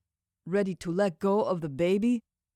Sam mumbled something and shuffled along the corridor. "Sam, do you know where you're going?" Maury asked. He shook his head, then stopped and waited for the group to catch up with him. "Hello there. Finally we can meet face to face." Aro's voice exploded from the right corridor. They turned and looked down the hall, but found no sign of him. Sam had thought the voice and the echo were a bit odd, so instead of looking toward the right, he looked to the left, thinking the sound had perhaps bounced from the left to the opposite direction. He was right. From the left corridor, Aro darted forward with a gun in his hand and grabbed at Irish. "We want the same thing, Roy, so there is no point in negotiating. I'll make this lady here place the baby into the cot. When the key is revealed, I will take it. Now one wrong move from you, and I will put a bullet into the baby's head first." Roy opened his mouth to say something, but Aro cut him off. "I said no negotiation." Sam approached.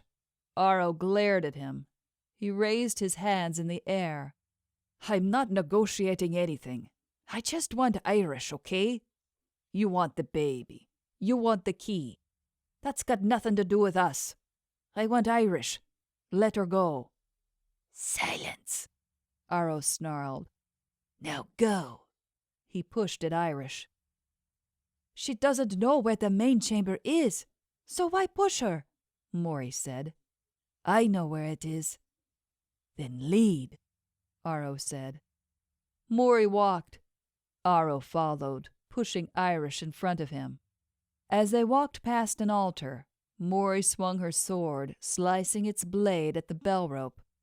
The bell dropped and landed right behind Aro, startling him for a second. But a second was all they needed. Roy darted forward and pierced his sword through Aro's body. He roared and dropped to the floor, convulsing and foaming at the mouth. In a short moment, his body stretched and widened. His skin turned rubbery. He shifted into a white shark and lay dead. "Perfect example of a fish out of water," Roy chuckled. They heard a muffled cry for help. The sound was very familiar. "Peter," Sam said, and darted toward the sound to search for his cousin. They found Peter tied up and gagged in a dark room at the end of the corridor. The wound on his abdomen was still bleeding. Sam rushed over and untied him. "There are so many others. They have weapons," Peter exclaimed as soon as the gag was off his mouth. "Don't worry. Not many left," Roy said. No, you don't understand. There are many, many of them out there. They are not human," Peter stuttered. "We know. I've killed many of them. We have weapons, Peter." Roy crouched and looked into Peter's eyes, which were now flooded with fear and fatigue. The mummy-looking guy. You can't kill him with weapons. He's invincible. You have to look out for him."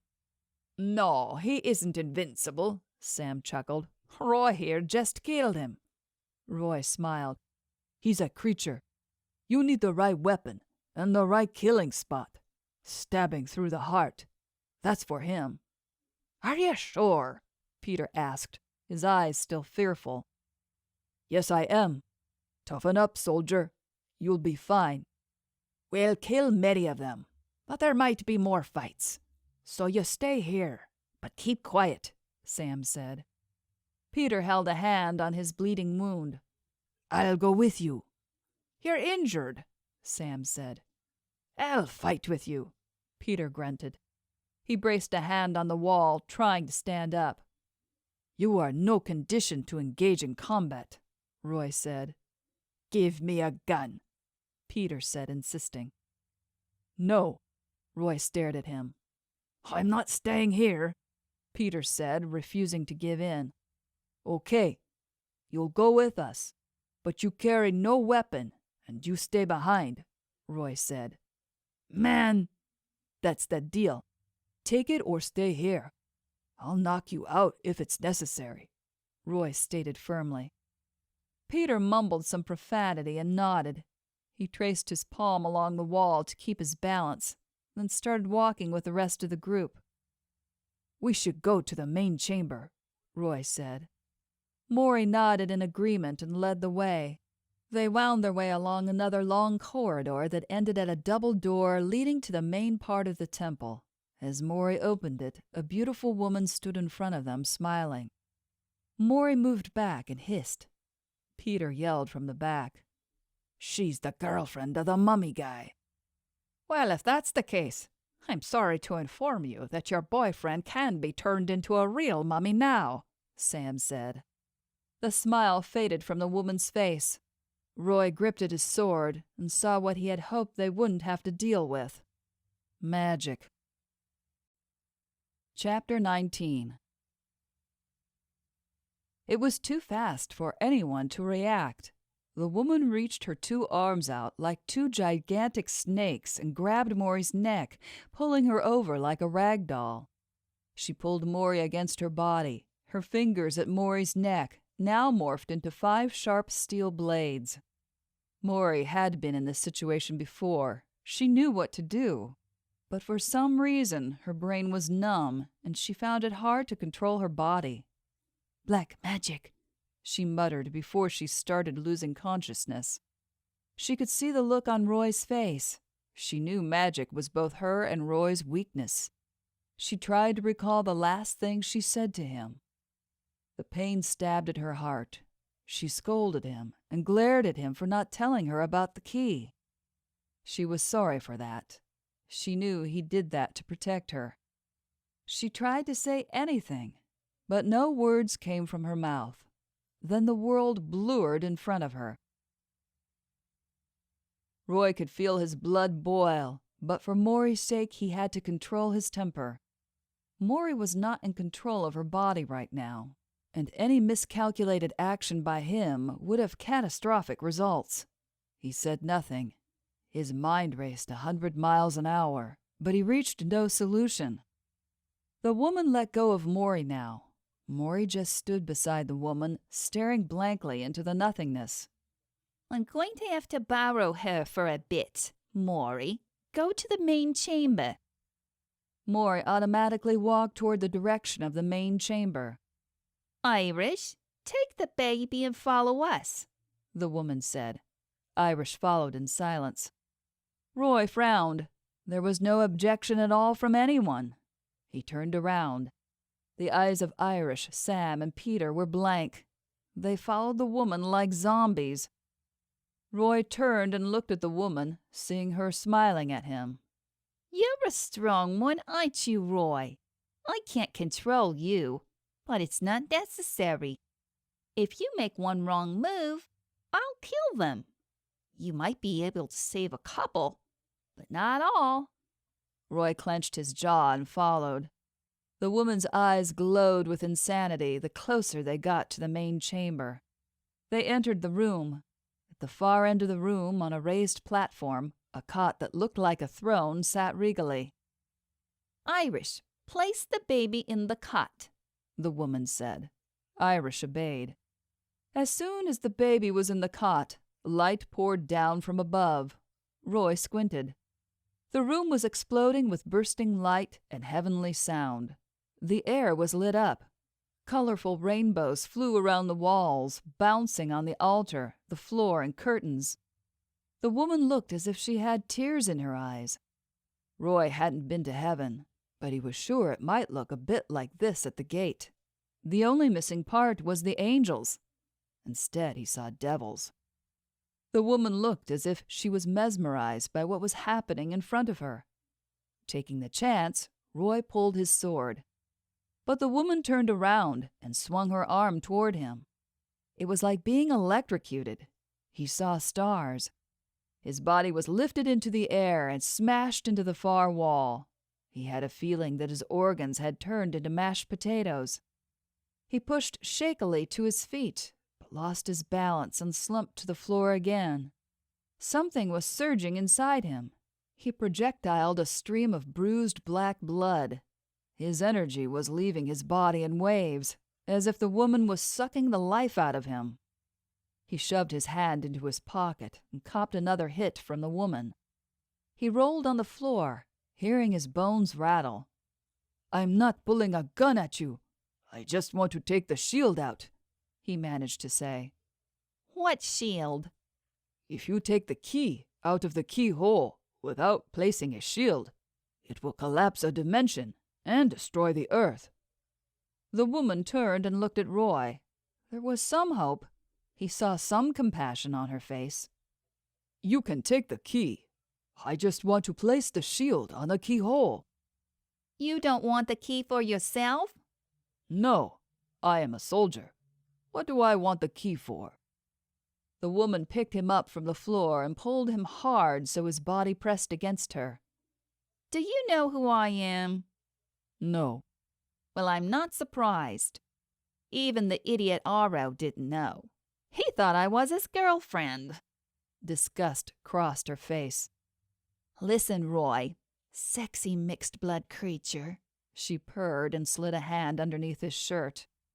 His legs went to jelly. His body had stopped obeying him. You know Hoyt Flanagan, the god of all bad creatures? I think you know of him. Everyone is working for him. He's the #1 enemy of Kieran LeBlanc, right? The two gigantic characters in the cosmos. Kieran is your king. Am I right? Well, I'm Hoyt's god. She laughed. He worships me because I could grant him immortality. Regardless how powerful he is, he could wield magic. He could time travel. He could travel across dimensions to retain his youthfulness. He cannot create immortality. I am the creator of many creatures. Hoyt kisses my feet for that. So, you're a goddess? Goddess, fallen angel, whatever you want to label me with. I couldn't care less. I am here in this woman's form for the baby, and I'll collect the key for Hoyt because it's convenient. I don't belong to any world. I am immortal. Do you think I care about your little shield, your little earth, and whether your little people live or die? What would Zanxi give you? I can tell you, but then I will have to kill you. Given that I don't intend to leave anyone here alive, I'll tell you. She smiled at her own cleverness. In, say, a very short moment, the power will come to the baby. That's the life force of the universe. It comes every 100 years. That's what I want. That's how I collect and build immortality. Well, I have to kill the baby afterward. But again, I don't care. There is one thing you don't have. She lifted an eyebrow. Is that so? Name it. If you're correct, I'll let you live. Pleasure. She laughed. I told you, a man like Hoyt kisses my feet. Do you think I have trouble finding pleasure? I am sure you don't know what real pleasure means. Men are threatened by you. Whatever they've been giving you is fake. I am not talking about love. You shouldn't want that because you wouldn't have it. But genuine pleasure can only come from a man who wants to give you that for a returned pleasure. I quite like the earthy form you are taking, and I am willing to try. Her eyes flicked down his body, considering him. When they met his gaze again, she asked, If I like what you've got to offer, can I keep you? Roy chuckled. No, given that you're going to kill me anyway, I'd like to have some pleasure before I die, preferably with my wife. But I understand you wouldn't allow that. So why don't we give this a try? If you like it, then you let one person live. The woman contemplated. Interesting proposition. Who do you want to trade? Irish. She seemed surprised. What? Not the baby? Not Maury? No, Irish. If you like what I offer you, you let Irish live. Chapter 20. Maury flexed her muscles. She could feel her fingers move. She understood what Roy was trying to do. He was distracting the woman as much as possible so that he could regain control of her body. How long could he hold back from the woman's attack, she didn't know. Whether others in the group could regain control the way she did, she had no idea. But she could tell Roy was trying hard. Why Irish? The woman asked Roy. You wouldn't let the baby live, so there is no point in asking. There is no point you letting me go. It would kill Maury. We're married. If she dies, I don't want to live. Lastly, Sam and Peter should leave the only chance to live to Irish, simply because they are gentlemen. Does that sound reasonable? Roy asked. The woman smiled. Very reasonable. I'll take all the weapons off me, so you'll feel safe." The woman laughed. You intrigue me, Roy. See what you can do. Roy took his weapons off and put them on the floor. He approached the woman. He touched her face. He traced her jawlines. Maury knew those hands. She knew what they could do to a woman's senses. Roy moved his hands down the woman's shoulders, then to her back. He pulled her closer to his body. The entire upper half of Maury's body could move now. She shifted her shoulders and tried harder to make sure her entire body worked. This woman must have been distracted by Roy so much that she let loose her control on Maury. The woman moved into Roy. She grabbed at him and started kissing him. Over the woman's shoulder, Maury was sure Roy could see her move. She looked at him and flexed her muscle once more. She could feel her left leg now. Roy responded to the woman, deepening the kiss, his hands touching her in ways that made her groan with pleasure. Maury could move her entire body now. She glanced back and saw that Sam, Irish, and Peter were still immobile. Maury charged. The woman must have eyes in the back of her head because she lifted Roy up and threw him at Maury. If she hadn't withdrawn her sword fast enough, it would have impaled him. Roy's body dropped to the floor. Maury kept charging at the woman. Before Maury could reach her, the woman had sent a fireball right at her. She would have turned into ashes if she'd been hit by the fireball. Roy flew at her from behind and scooped her off its fiery path. His silver blood was on maximum capacity now, she knew. His strength was incredible. The woman threw her snake arm out, slashing at Roy's back. He fell to the floor. Maury was furious. She darted at the woman again. Behind her, Roy got up. The woman roared with anger and took her stance, waiting for Maury to charge. The clash was going to be brutal. Maury knew that. Suddenly, the room exploded with light. The cot glowed in shimmering light. The baby's body was lifted up, hovering over the cot. His arms and legs stretched out, and he shifted into a small baby fox. Light poured in from the ceiling window, and the light funneled to flow into the body of the fox. The light sparked on the fox's magnificent red fur and then absorbed into its body. Zanxi baby had transformed. Another large beam of light poured down to the box, bounced from the cot to the east wall, the west wall, the north wall, the south wall, and then back to the center, just above the cot. A panel opened in on the wall where the light landed.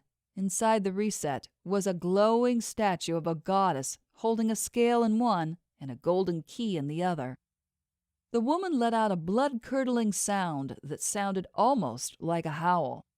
She raced toward the baby fox while the light was still on it. She reached her snake arms out. Maury charged at her. The woman turned around in lightning speed, and she grabbed at Maury, throwing her to the far wall. She turned around for the baby fox again. This time, Roy charged at her. She chanted something quickly and swung her arm at Roy. She didn't throw Roy away like she did before, but pulled him up against her. They both stood under the light next to the baby fox. Remember what I said before. If you want to be with me, I am happy to share this with you. You will have both, immortality and the life force. What do you say? Roy looked at the woman and paused for a second. He glanced back quickly at Maury and then returned to the woman. I'm offering you immortality. Others would kill for this, the woman said. Roy looked at the woman. Her eyes were dreamy. Her offer was too good to refuse. "Yes," he said. The woman smiled. She grabbed at Roy and pulled him against her body. She held his left hand and reached into the center of the light. "I'm sorry. I lied," Roy said, and pressed his right hand to the woman's heart. He pumped his energy the way he had at the bottom of the rock hill, the way he'd exploded hundreds of rocks along with the Yaku's creatures. She screamed, but the sound was cut off when her body exploded into nothingness. She was gone, leaving behind a haunting sound of black magic, which quickly faded away. Magic didn't occur this time. Roy's body was thrown up in the air by his own explosion, smashing against the ceiling and dropping back down to the floor, where he lay motionless. Chapter 21. As soon as the woman died, Sam, Irish, and Peter could regain control of their bodies. Maury rushed over to Roy and turned him over gingerly. She was afraid that no bone in his body was left unbroken. Roy, please open your eyes and look at me. Roy opened his eyes and groaned. Maury kissed his cheek. You're okay, husband. He smiled at her. Maury slid her hand behind his back to help him sit up. On the platform, the baby fox stood up in his cot. He wagged his tail. He flew over and licked Irish on the face. Then he jumped into the light and vanished. The light beam on the cot disappeared, leaving only the statue of the goddess holding the key. "Let's do what we have to do and get out of here," Roy said. He winced with pain, but stood up by himself. He climbed up to the platform and approached the statue. As soon as he took the key off the goddess's hand, the statue moved aside, revealing a keyhole behind. Roy inserted the key and turned. Then he withdrew the key. Bright light blew out through the keyhole, whirling in a funnel of millions of colorful particles. He took the shield out of his pocket and placed it over the keyhole. The shield snapped in instantly. Roy froze the moment he heard a click and felt the cold gun muzzle against his head. "Give me the key," Peter said, his voice hard and insistent. Roy tried to turn around, but Peter pressed the gun harder. "Don't turn, or I'll blow your head off. Hand over the key now." Moments passed before Roy held the key up, and Peter snatched it from his hand. But he didn't lower the gun or step away. He was going to shoot him anyway. Bang! The blast reverberated around and around the enclosed space. Sam held a gun. He had shot at his cousin, but missed, hitting only his shoulder. Peter dropped the gun, but managed to kick Roy down the platform before fleeing the corridor and running outside. Irish and Maury were still on the floor. Roy and Sam ran to them, making sure the women were all right. "How could he take down 3 of you without making a sound?" Roy asked. "Didn't he tell you he used to work for Special Forces? Well, he didn't lie about that." Maury opened her eyes and sat right up. It's all right, honey. Peter got the key, but we'll get it back. Maury rubbed at the back of her head as Roy helped her stand up. Irish was also on her feet. "You stay here.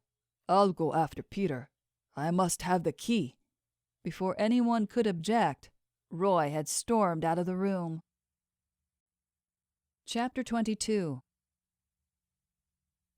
The beach was colder and much darker than before. Roy ran in the direction he speculated that Peter might run toward. He crouched, glanced around, taking in the scene and listened. Then he kept moving along the water. Peter had to have people waiting for him on a boat.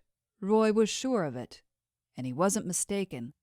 From a distance, an enormous battleship was waiting. "You have got to be kidding me. A battleship? An army?" When he saw Peter racing toward the water, Roy shook his head. The battleship was sending in a small boat for him.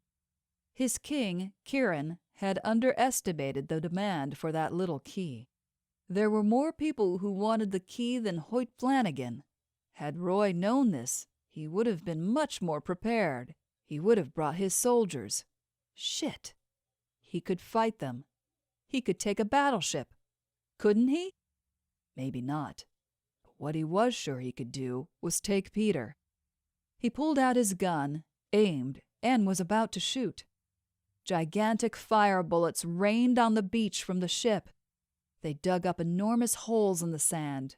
Peter was almost hit. He cursed and turned around to see Roy scrambling up after him, rolling off the rocky beach to avoid the attack. From behind him, Maury, Sam, and Irish raced over. "What part of staying there didn't you understand?" Roy snarled. "See that boat there? It just shot at me. It will shoot more." Just as Roy finished his sentence, another round of bullets rained on the beach. The bullets also prevented Peter from doing anything.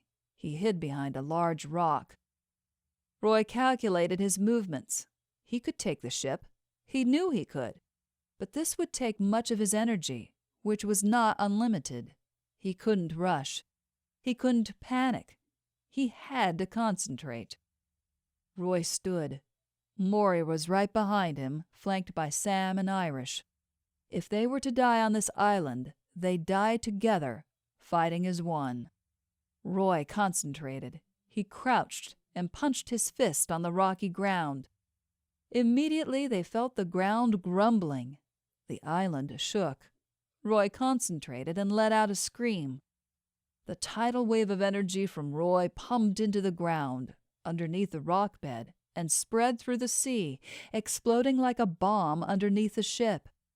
It tilted and tried to turn around. Roy intended to stand up, but reeled. Maury grabbed at him and helped him to his feet. Still rocking, the ship turned back and was looking as if it would discharge another round of ammunition. Roy held his breath and prepared to shoot another wave of energy. He gave this one all he had. It might be his last one. This shot was gigantic. It exploded right in the middle of the ship. The ship bucked up, then broke in half. The two wedges of the ship sank quietly to the bottom of the ocean. Roy collapsed to the ground, panting hard, exhausted. Sam charged at the rock where Peter was hiding. Maury and Irish followed close behind. "Let's see what you can do if you can't attack us from behind," Sam said to his cousin, and Peter raised his hands in the air. "Let me go. Here's the key. You can take it back. I don't want it any more." He put the key on the ground and slowly backed away from it. Maury stepped forward and picked the key up. Sam and Irish stared at Peter until he withdrew and disappeared behind the rocks. Walking back to where Roy was lying, Maury dangled the key in front of him. "You've got it. Get up and take it, my warrior." Roy smiled. Behind them, Roy sensed a movement and turned to see Peter running from behind a large rock. He drew back his arm and then launched a dark object in their direction. A grenade! The round black deadly weapon glared at Roy, winking in the light. Roy rose, picked up his sword, and threw it at Peter. The other man fell as the sword pierced him front to back. He fell on his face, just as the grenade fell at Roy's feet. Roy picked it up and ran, once again charging down the beach and toward a large rock. Only days before, he jumped through a window and to the roof of a neighboring warehouse to avoid an explosion. Now his energy didn't allow him to do so. He jumped to the top of the large rock, but slipped and fell. He was next to the grenade when it exploded. Chapter 23. Maury ran toward the rock, afraid to see but needing to see. If there was any chance that Roy was alive, she needed to be with him. Roy was lying on the ground. He didn't look like he was breathing. When she turned him over, she winced at the blood all over his shirt. He opened his eyes, squinting in the light, looking up at her. "Take," he winced, and licked his lips. "Shh," she tried to soothe him. "Take the key. Back to your days. For Kieran," he managed to say. He closed his eyes and continued to whisper. "Tell him you took it. He'll give you the key." She sobbed and pushed his hair back from his face. "It's your job. You do it yourself." Tears rolled down her face now, blurring her vision. I'm sorry, he rasped, his voice as weak as water. Meant tell you about Key. Don't be mad. Shh. It's okay. I know now.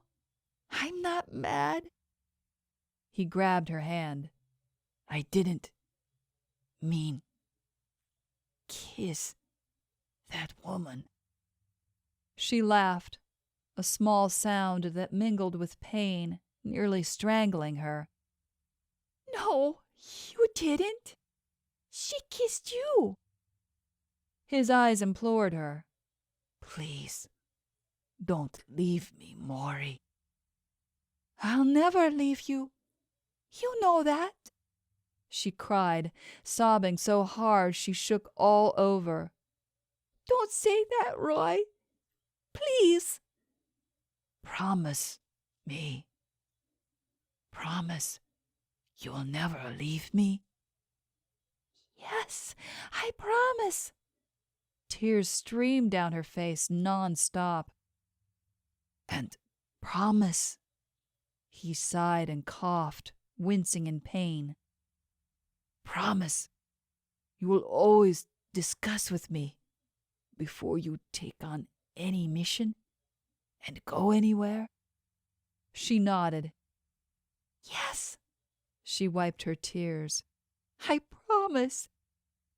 And you will have sex with me anytime I want it? Her head jerked up and she looked at him closely. He was grinning at her. You aren't hurt? She said, incredulous. You tricked me to make all these promises? She punched him in the chest. Ouch, he said, laughing. I am hurt. It's one of the perks with the silver blood. I can heal fast. But I am injured. He grabbed at his chest and rolled away on the ground. Really? Please pity me. She pulled him back, punching him again with fists that carried no heat. Ouch. I thought you loved me. Sam and Irish approached. You deserve it, buddy, Sam said, his eyes smiling. Don't gang up on me, Roy begged, still laughing. I'm injured. Sam rolled his eyes, and Roy caught Maury around the wrists, pulling her onto his chest and holding her close. Irish and I are going home now, Sam told Maury and Roy a little later. Roy stood and held out a hand, shaking the other man's hand hard. It's good to know you both, Irish said, hugging Maury tightly. You know where we live. Drop by at any time. Sure, Maury said, and smiled at the couple as they walked away, hand in hand. She turned around and looked at Roy. He had sat back down and cringed at the look she gave him. They're a happy couple, Maury said. They sure are.